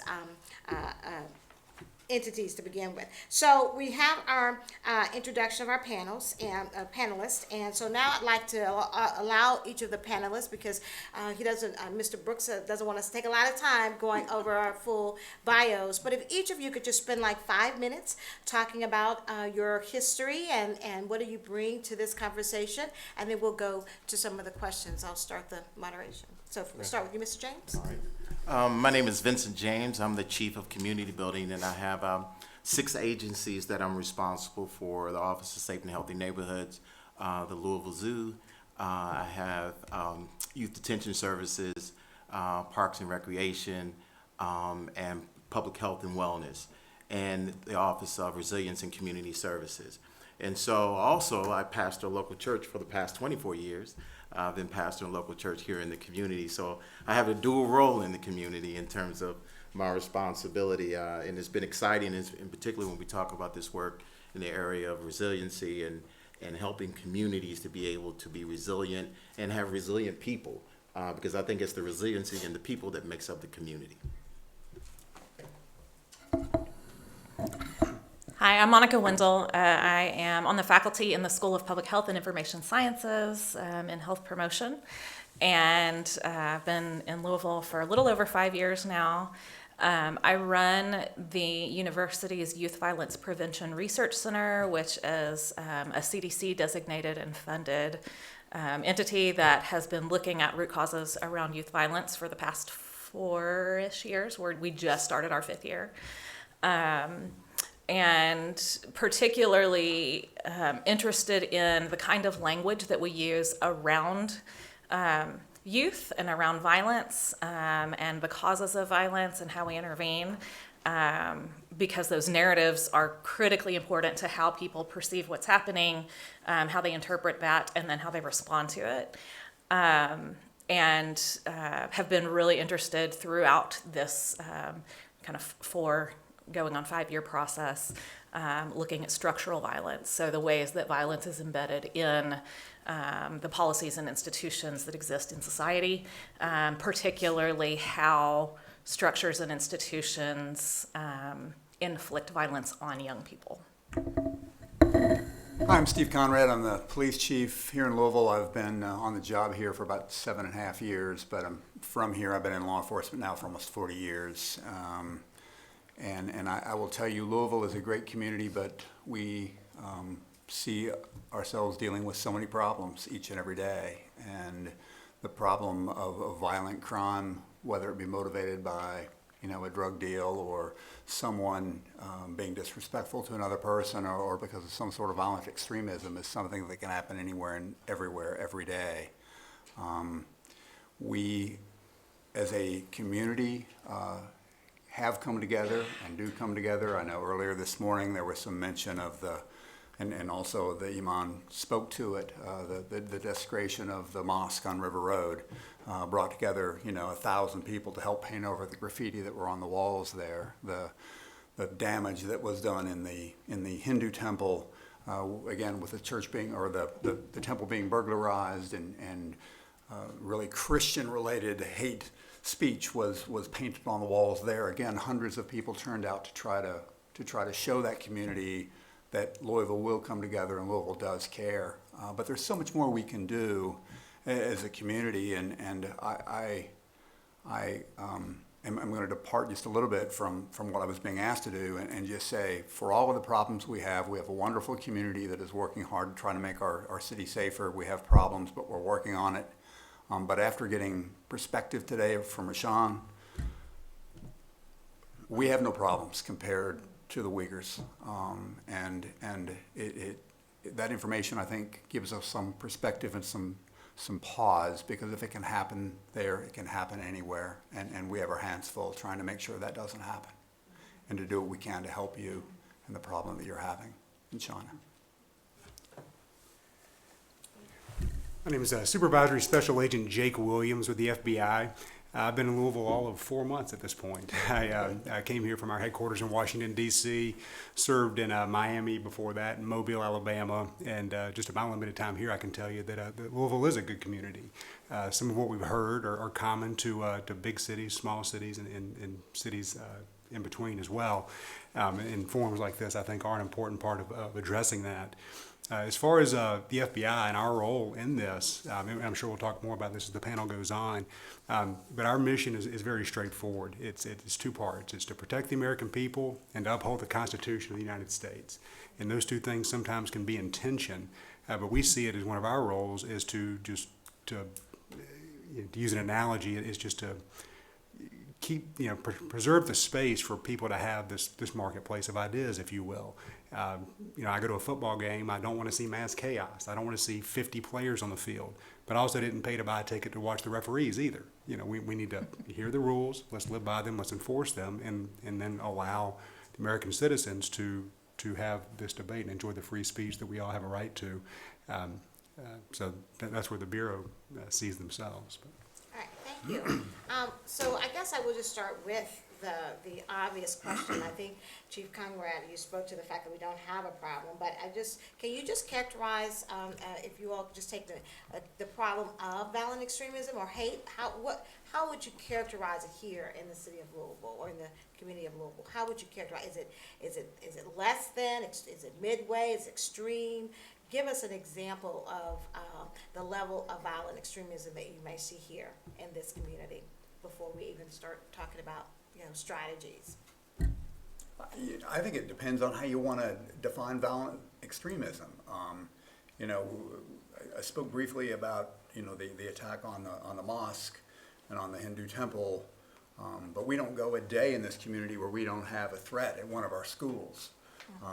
Just about every house of worship in this community has had a guy show up and want to jump up in the middle of the sermon and talk about the sins of homosexuality. There are constantly and consistently issues that I think cause problems for us. And if you want to talk about violent extremism, look at the impact of 340 million guns in this country and the easy access that people have to guns in this community, and whether you want to commit a shooting because you're motivated by some sort of extremist view, or because you have some sort of beef with somebody that has looked at you wrong or ripped you off, it still ends up with the same kind of crime and traumatic event in this community. And from the police department's point of view, the challenge we have is we're reacting to problems that were created 15 or 20 years ago. And I'm not talking about systems that were in place. I'm talking about kids that were born 15 or 20 years ago that didn't get the help and the support they needed. They weren't given the support they needed at home. They didn't end up with the kind of education that they needed that gave them opportunities to survive. They had some sort of problems going through school, and no one perceived that and stepped up and tried to help that person. And what I think we end up doing, as opposed to spending time, money, and energy addressing the root causes of violence, like systemic poverty that is in place because of the lack of privilege in many places, or dealing with the gun issue, or finding some way to truly address the substance abuse problems in our country, until we put in the time and money and effort to do that, all we're going to do is continue to respond. And we can come up with different plans and different actions, but I'd much rather be proactive than reactive. And right now, that's where we are in America today, and that's definitely where we are here in Louisville. Yeah, I think I would say to address, I also agree with Chief Conrad as it relates to how we define extreme violence in the community. I think back October 25th of 2018, when 2 African Americans were killed as a result of a hatred crime, Mari Stollard and Vicki Lee Jones were going into Kroger's to do their regular shopping and was killed by an individual as a result of hate. And you know, we see these things in our community. We're not void of these situations, but they're present, and it's a very present danger. We have to begin to think about, as a community, and really asking ourselves the question. And I think, again, we're preaching to the choir, if you will, in this room, but you know, what kind of a city do we really want to be? And really begin to address a lot of these long-term systemic issues that have created the problems that we're seeing in our community that has been pervasive for years. Periodically I'll go back and read some of Dr. Martin Luther King's writings, and many of his books, you know, that if you were to read them now, he could have written them yesterday, because we're still dealing with the same complex issues of racism, hatred, injustice. And so when you look at all those things combined, you begin to see how these young people are responding in communities that have been deprived and divested of, and not having that sense of belonging and connectedness. And their response to it is through small groups of gangs and being able to feel a sense of family. And so we're seeing this struggle playing out over and over and over again. But I think we do have some opportunities and plans in place to begin to address these issues. If I can add to that, I appreciate what both of you are saying. Looking at what our young people are having to endure as young people. You know, you're talking about extremism, and I apologize, I wasn't here for the earlier, so I don't know what y'all's definition of violent extremism is.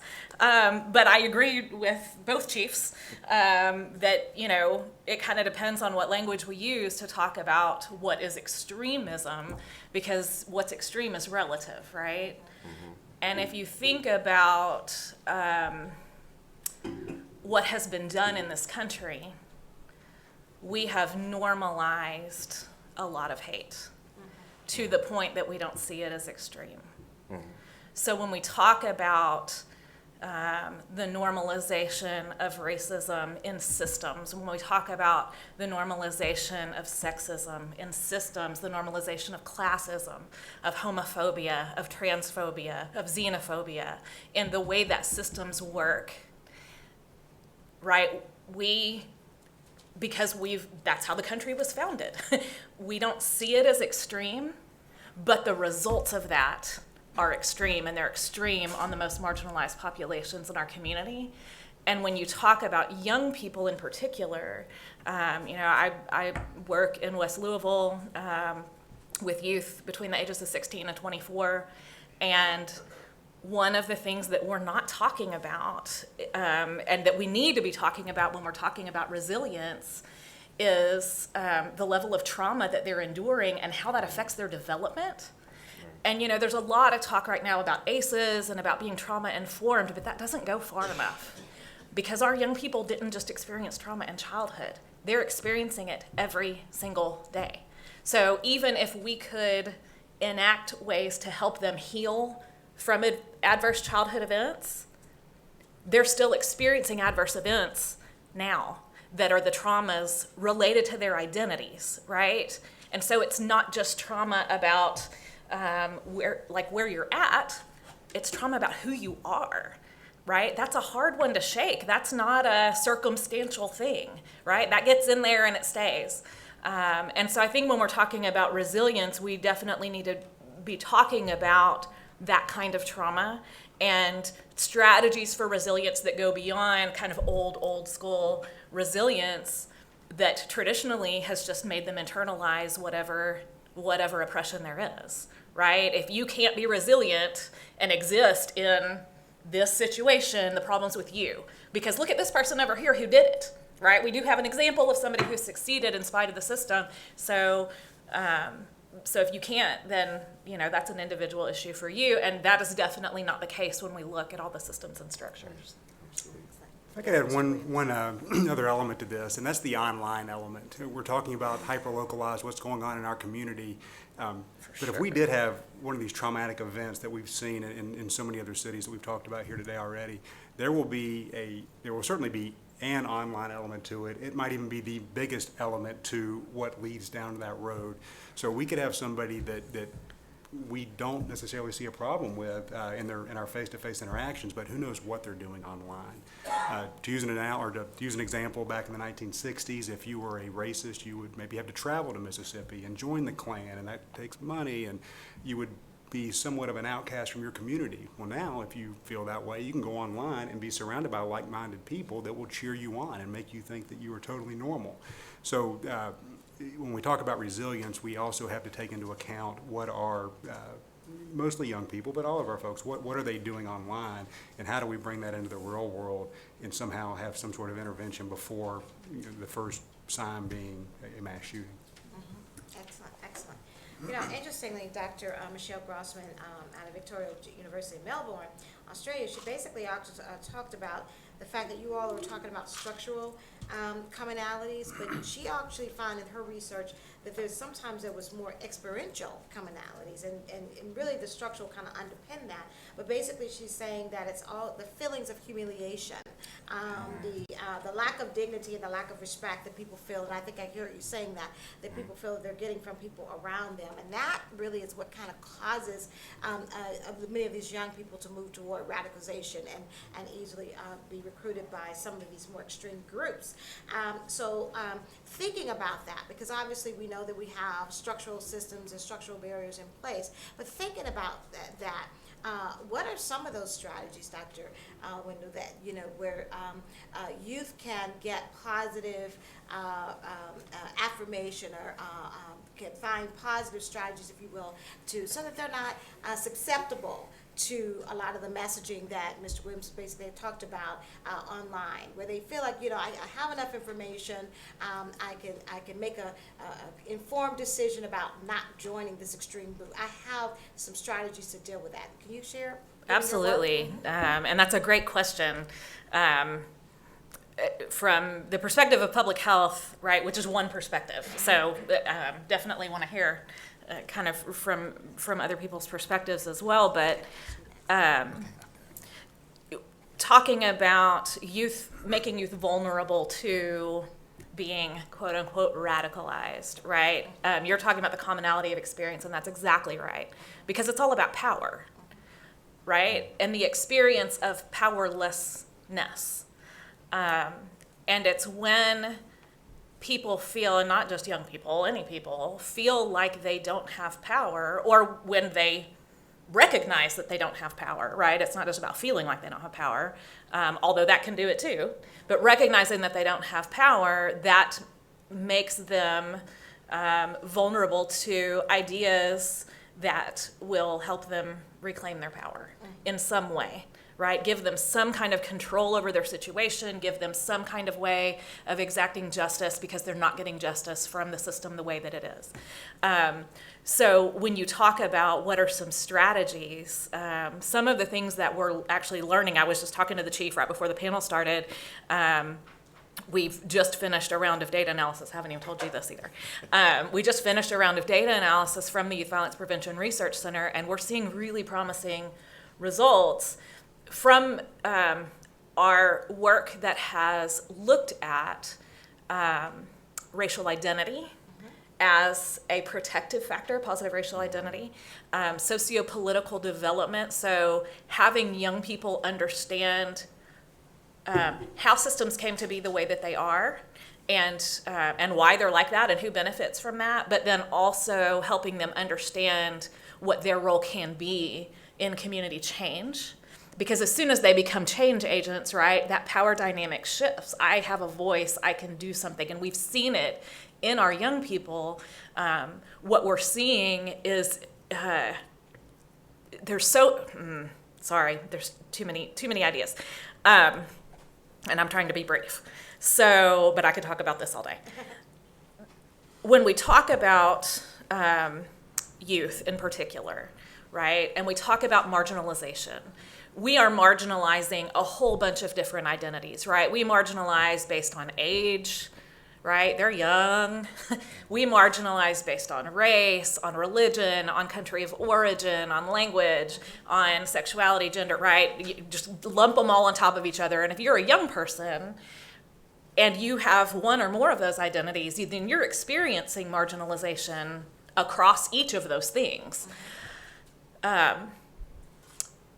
When they have the ability to recognize that they have a voice, and that what is marginalizing them is purposeful and is benefiting a particular population of people, then it is less internalized. It's less like, oh, well, all of these identities must be bad because they're not the norm. And I think that that's one of the strategies as well. So like the counter narratives. It's counter narratives, and it's making sure that people understand, for so long we have centered the experience of white middle class boys, right? And that's assumed to be the norm. Even if you look at the ACEs literature, right, what's included in those adverse childhood experiences don't include half of what the youth that I work with have endured, right? They don't even count. Why? Because that study was done and developed on a white middle class population. Not there's anything wrong with that, but there's a whole set of other experiences that people are living that we don't even acknowledge as being common. And if we don't acknowledge them as being common, then we're not addressing them at all. And so for a lot of young people, it's centering their experience and letting them know that it's not just them. And so positive racial identity, socio-political development, and then, what the literature tells us is that a positive relationship with a trusted adult can buffer a whole lot of bad stuff for a young person. So that's just creating those trustworthy networks. Right. Right. Good. Excellent. And Mr. James? A couple of things I would say in terms of, especially when you're thinking about initiatives that can help change the narrative that we've seen, in particular with our young African-American men in our community. In particular, we have, in one of my agencies, the Office of Safe and Healthy Neighborhoods, we have a Thrive Fellowship, which is a unique fellowship that take young men between the ages of 22 and 26 that have been justice involved, and taking them through a 2-year cohort that we're providing for them a stipend in terms for their housing, a stipend for education, and employment, and helping them to develop skills and things that they've never even encountered. This is it's first of its kind in the country for this type of initiative to take place, because the civic engagement is that at the end of the 2-year cohort that they would be hired within government. But the interesting thing that we discovered in going through this process after the first year was how traumatized these young men have been in their lives, and how it's affected their decision making, and why they continue to find themselves in cycles that they could not understand why they were in, and nor did they know how to get out of. And so we've been spending a lot of time just dealing with the trauma of these young men and continuing to be re-traumatized while they're even in the program. By continuing driving in their automobiles and being pulled over, nervous about what's getting ready to happen in their own lives. Am I really going to get an opportunity even after I go through this? All the sense of hopelessness, even being in the mayor's office and working in the mayor's office, still having to deal with the stereotypes and the trauma of being a black man in America. These things are lived experiences that they're living every day. and in some sense feel hopeless as to if it can change. Because right as they get to a point of changing, then something very traumatic happens and they re-traumatized again. And so what we've had to do in terms of really build a community around them and intentionally provide that sense of family and community and things that they had to come out of, because if they go right back into the same environment that they've been in, they're going to continue to repeat the cycle. So we had to recreate families and structures and support systems and safety nets for these young men to be able to continue to not just survive what they've been experiencing, but to thrive, to move to that next level. And this is something that we're looking at, that the country is actually watching us to see how successful we're going to be.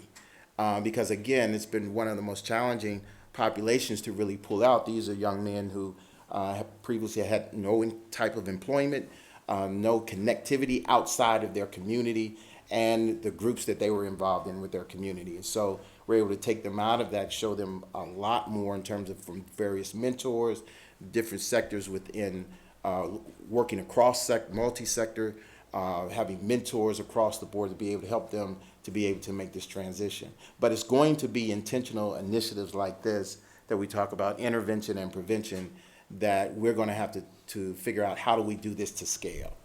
Can I add one thing to that? Go ahead. Well, I was just going to say exactly what Chief James is talking about is one of the things that we have found that isn't acknowledged in programming, which is when we're talking about the kinds of strategies that are able to influence these young people who have been so traumatized. It is incredibly resource intensive. It's super time intensive, and it takes a really particular set of skills. Right. And the people who fund big programs, I mean, CDC, for example, who funds us, they don't necessarily recognize that it takes how much it takes for us to provide the level of support and resources for our young people who show up just to get to the place where they can work. Right, that day, right, and that they may come back the next day, and it may be the same, right, and it's intensive, and so when we talk about the resources, a lot of the programs that we have tried to focus on young people, they haven't worked, right, and they haven't worked for a lot of reasons, but one of the reasons is because they don't have the resources, right? It's like, well, there's something wrong with the kid if the kid's not benefiting from this evidence-based program that we're implementing, and that really is just not the case. So I hear you talking about, some bonding social capital strategies. I'm wondering if there are some bridging social capital strategies, Chief Conrad and Mr. Williams, that again these communities can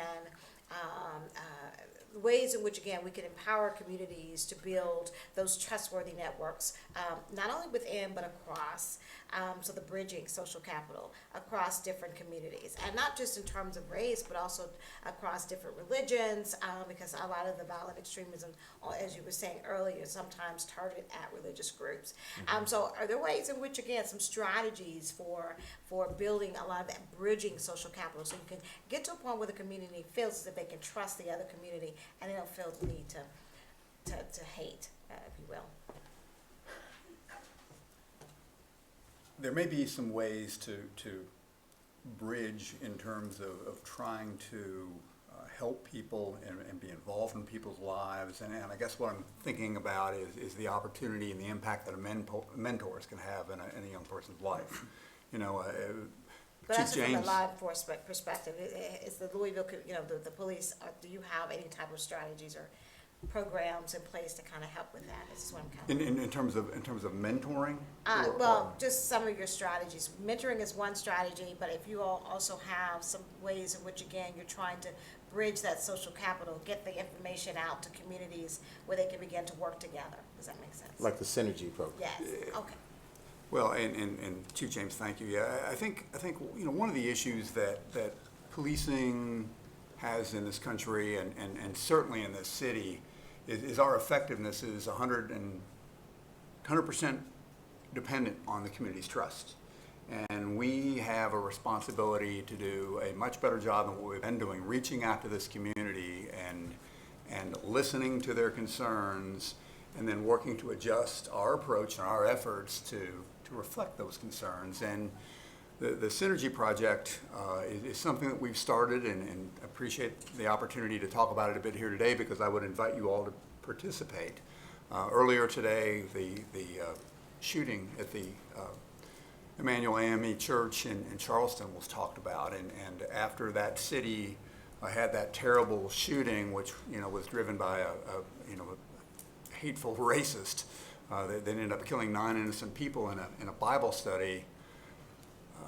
That police chief in that community, who had issues between the minority community there in Charleston and his police department, saw the police and the community coming together in their shared grief, and he saw an opportunity to take advantage of that.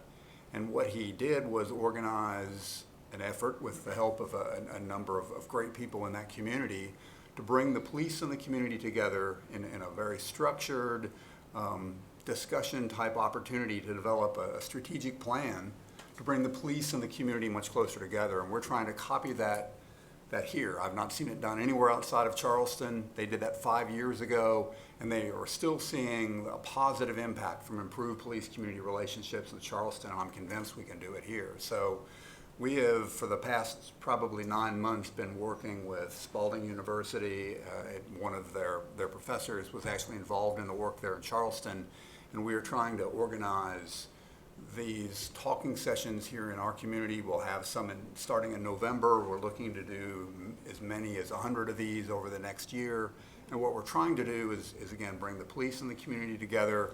Not a forum where you got people up front of you talking and you're sitting back there listening. We're talking 8 people at a table with a facilitator, a safe opportunity to have conversations and to talk about what we're doing, how we can do it, and what we want to do is give the people that we serve, the people that we were hired to protect, the say in how we do our jobs.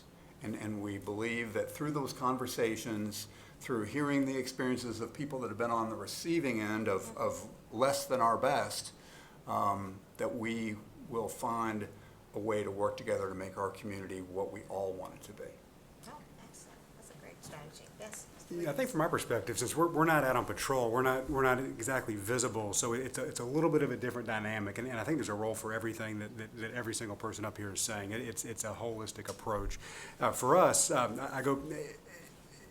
it really is, we rely on the communities we serve to help us prevent these types of things from happening in the first place.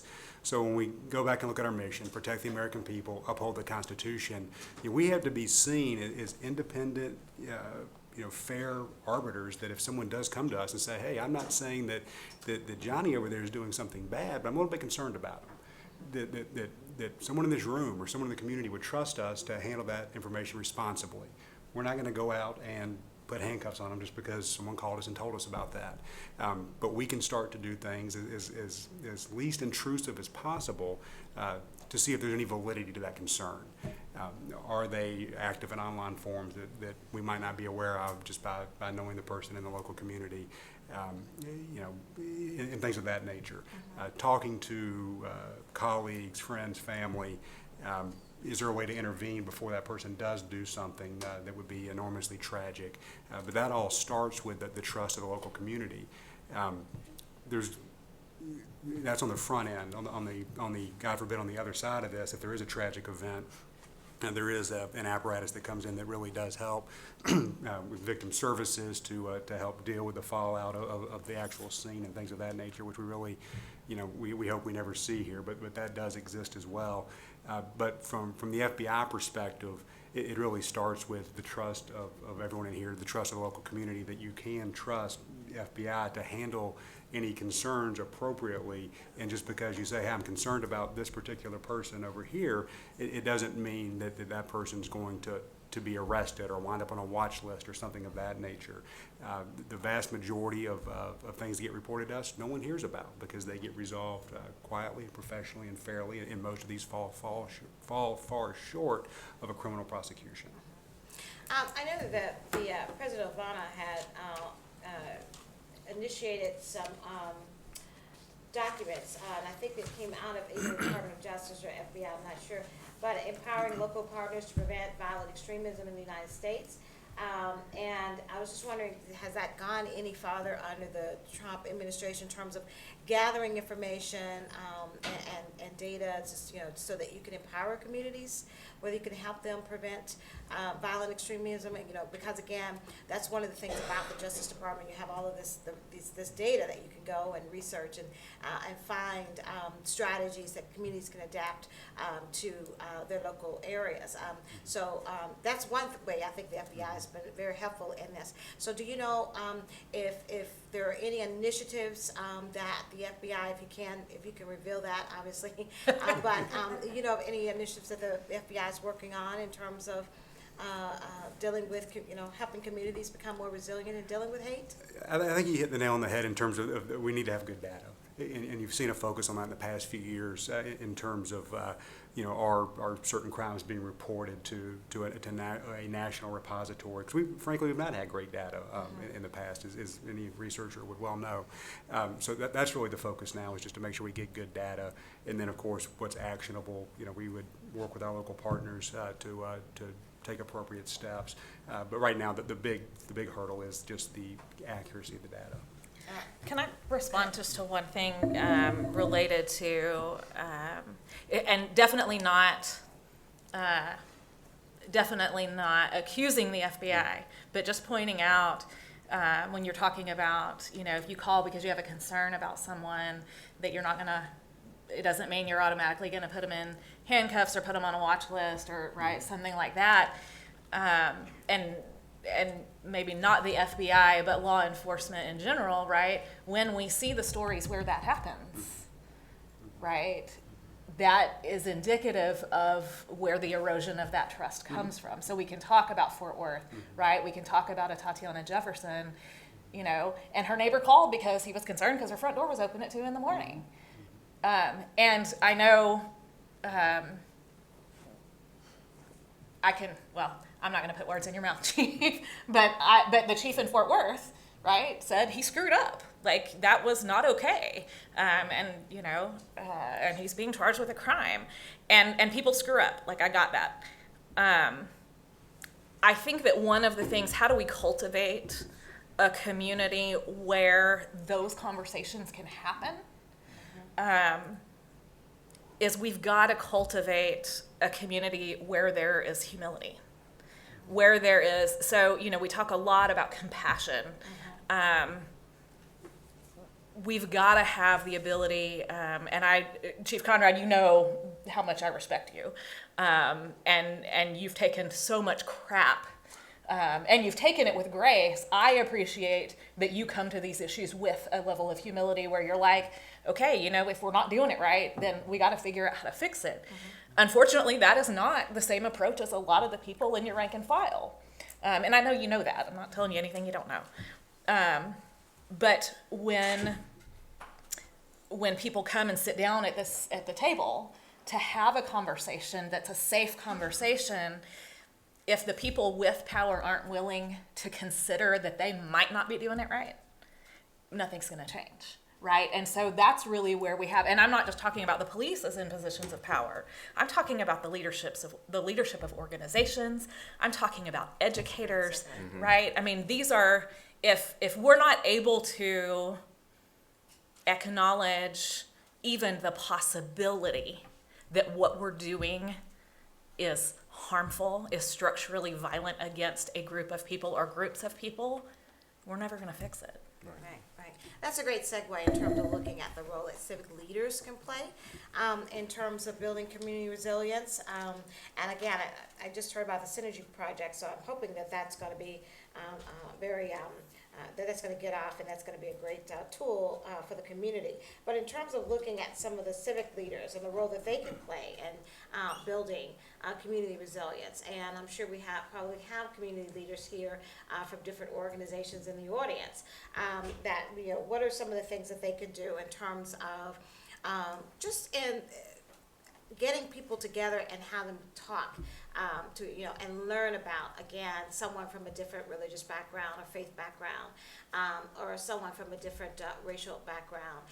So I'm interested in hearing from the audience, and I guess this would be a good place where we can kind of open it up to questions from the audience, to share some of your strategies. We're going to run out of time. We have it to 3:45, and I have 3:30, so we have about 15 minutes. So if you have any questions for any of our panelists, but also if you are a civic leader, and there are things that you're doing to, again, begin to build trust, or that community, that trustworthy network where you have communities from diverse communities coming together and sharing information, and just really getting to know each other.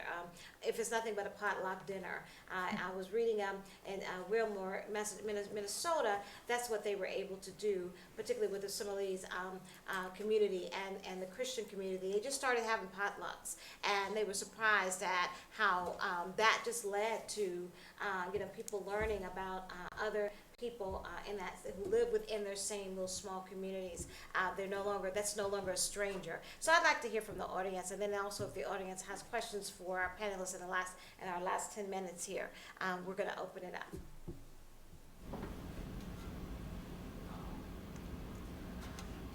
Then I'll speak at once. If you have any questions for our panelists. Yes, Sherry. Chief James, so I heard you talk about your initiative with young men in the community. What do you have for women in our community, our underserved populations? Excellent. Right, that's a great question.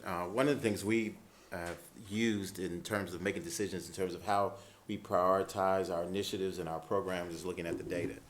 And so the most vulnerable population that we're dealing with now in terms from a resource perspective is dealing with our young African American men. So that's been the focus. We don't have any specific programs in terms from my offices, but I know in terms of from Chief Conrad, one of his officers actually started a program in terms of working specifically with young ladies. And there are a lot of initiatives that are throughout the city that are working with young ladies in particular, because one of the things we are finding out now, based on the data, that young ladies are getting in just as much trouble as young men.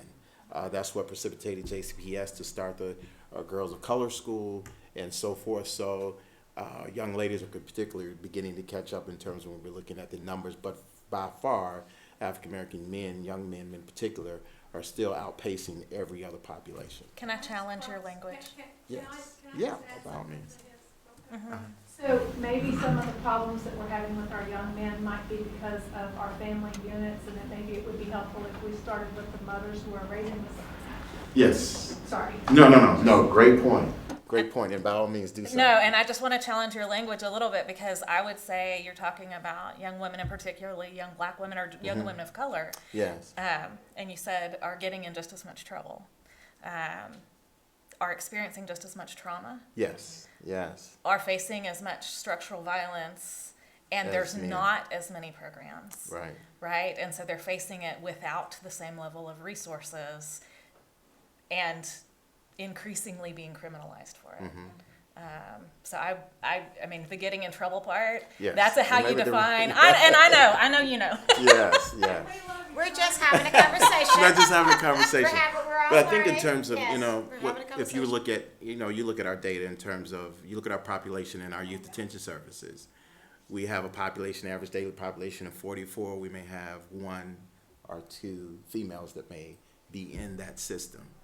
So when you look at, again, the majority numbers of who are being impacted, who are being pulled out, it is definitely, we're going to see young men. But I definitely also agree with you that young ladies experiencing the same type of trauma because they're living in the same communities and experiencing the same, and have the same color skin as many of these young people have. And so they're experiencing similar traumas. And one thing is, even in terms of what we know through research, the trauma that pregnant mothers are having when they're giving birth to children. These children their cortisone levels have risen in the children when they are born, so they're born in stress. And so you're talking about being born in stress and then having to live with all of the stress factors that you have because of the color of your skin and the place and environment that you live.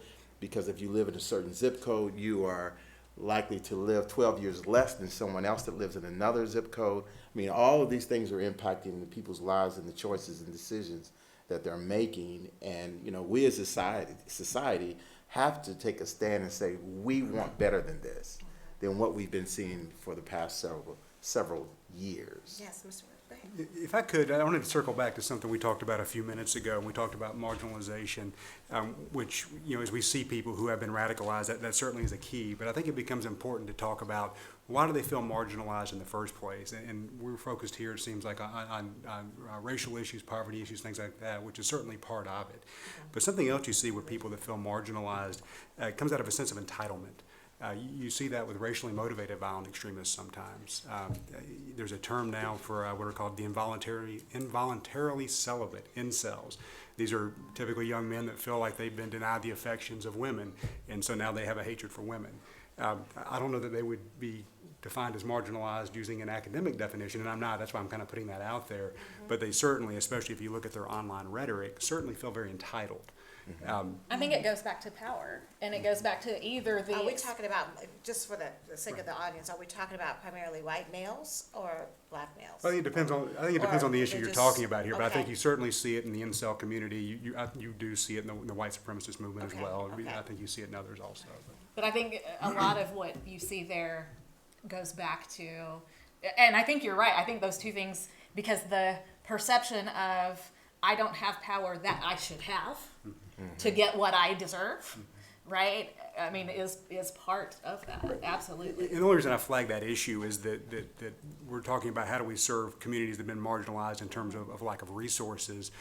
There's probably a place in the conversation also for how do we address these feelings of entitlement maybe that do lead to radicalization, and it's not necessarily lack of resources in some of those cases. Right. No, and I think exactly what you're saying. It's a holistic, right? So the marginalization and structural violence against whatever vulnerable populations dehumanizes straight white men as much as it dehumanizes anybody else because they're participating in that, right? So we talk about, not too long ago, there was a kid of color at a high school, I don't remember where, that got stabbed to death. And he got in a fight. I don't know if y'all have read the news on this. He got in a fight. It was just like a school fight. And then one of the kids that he was in the fight with pulled out a knife and stabbed him. And all of the kids that were standing around took out their phones and videoed it while he died. Right? And we have that reaction. Like, oh my gosh. Like how could those kids not step in and help? But good Lord, we're the bystanders. We're the bystanders of all of this stuff that's happening in our community. And if we're not stepping in either, we ought to be going, ugh, at ourselves, right? I mean, I think that is, if we're gonna hold the kids at that school to that level of accountability, we've got to hold ourselves to that level of accountability. And I think that addressing equity across the community would resolve both the marginalization and the entitlement side of that. So again, we are opening, we're just having a conversation. So we want to pull others in. And let's also think in terms of, let's broaden it beyond just focusing on race or gender, but also on, again, the marginalization of people from different faiths, because we see also the violent extremism toward these communities as well. My question, whoever wants to speak to it, but I think I'm looking at you, Chief. Because one of your, something that you oversee is the detention. Youth detention services. Youth detention. A couple of things. Has the number of youth being detained increased, say, over the last 3 to 5 years? And if so, how, are there any kind of wraparound programs, any kind of educational programs? I mean, what does that look like? And how does it prepare them to, I don't know, get back? I mean, I know they're not hardened criminals, however, but I've always heard it's a learning ground to become a hardened criminal. I mean, if that makes any kind of sense. So, I mean, what kind of things or programs are out there for that particular group? Population. Well, great question, and thank you for asking. One of the things in terms of, to help understand in terms of youth detention services, number one, it's going to be closing by December 31st. And so this is an injustice that I see in terms of what we're talking about. We're going to be taking our kids out of our community and displacing them to 7 surrounding and catchment areas throughout the state. So to back up a little bit to address your question, there are the numbers we saw in 2018, the numbers are averaging about 65 average daily population.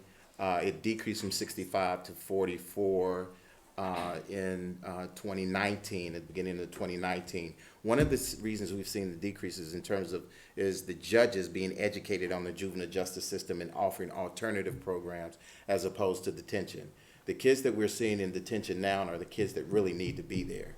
You know, the assault ones, those kids who are, they are, not convicted, but who have said they've committed murder, etc. But these also are pre-adjudicated kids, meaning that they have not gone through trial and they haven't been adjudicated to the Department of Juvenile Justice. So we will have them on an average of 23 days on average in terms of the average stay, except for those kids who are going to go, they're being charged as adults and they're going to civic court. And so those kids are going to be going, they may be there for 18 months, up to 18 months. Now, a couple of things that we had in-house, we have JCPS has a school inside of YDS. We also have community partners that come into YDS to begin to provide some of those type of programmings. As kids are being transitioned out, we connect them with other programs that we have through a network of partners in the community, like the AMP program, which deals with a lot of young people as it relates to music and teaching them in terms of literacy. And there's various programs that we connect the kids with.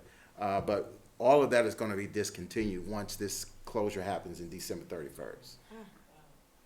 So, when they move on to these state facilities, there's nothing, right?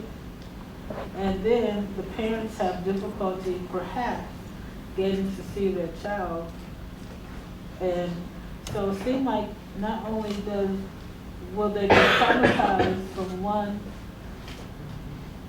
situation, but they're going to another situation with more trauma, so it keeps building. So you're going to have this person, anyway, never mind. I don't have a question there, I'm just. No, you're absolutely correct. That is structural violence. That's structural violence, absolutely. Absolutely.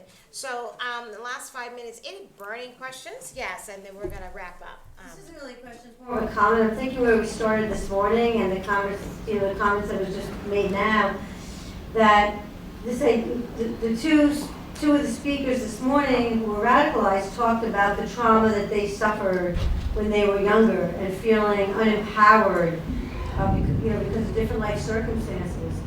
And here we're talking about a system that for some of our youth who then become young adults and then adults who suffer trauma and feel unempowered.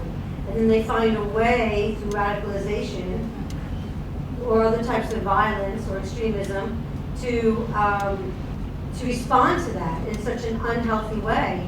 And then we have this cycle that is continuing, and it was very hopeful hearing the two speakers this morning when they talked about how they have changed from their ways and come out of it.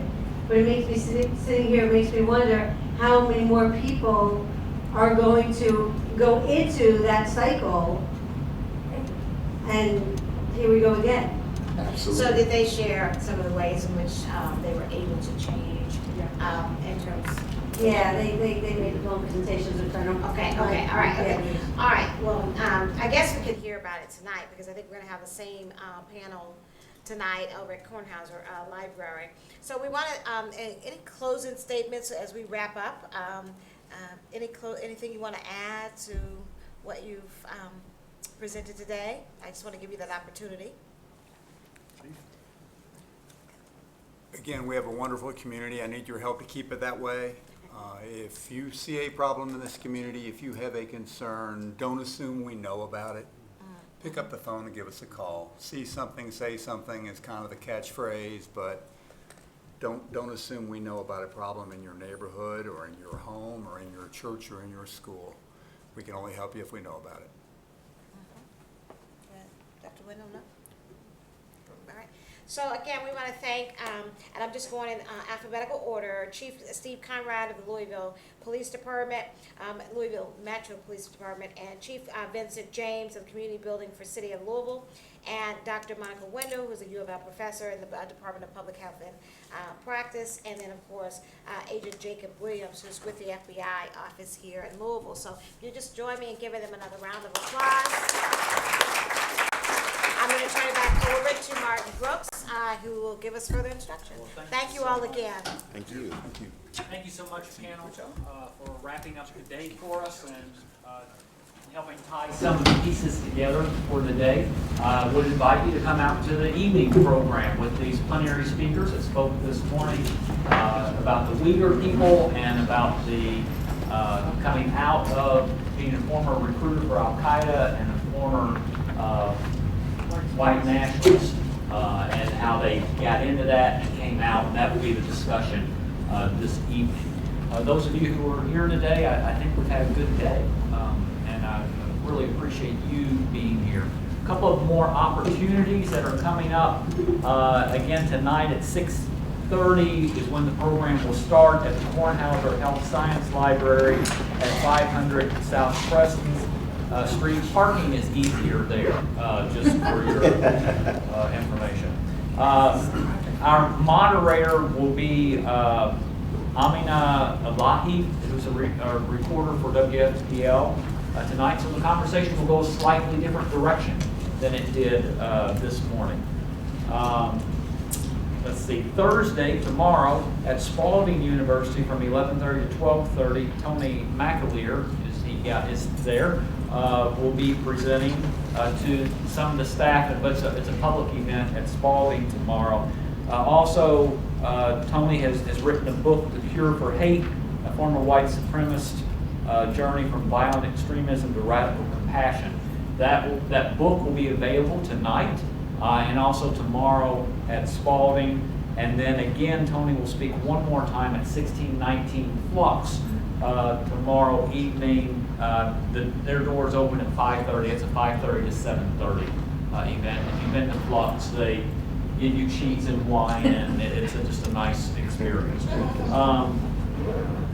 And then tomorrow night at Temple Shalom, Rashawn Abbas. Where's Rashawn? I thought she was here. She stepped out. But she will be presenting at Temple Shalom, and that is at 7 tomorrow night.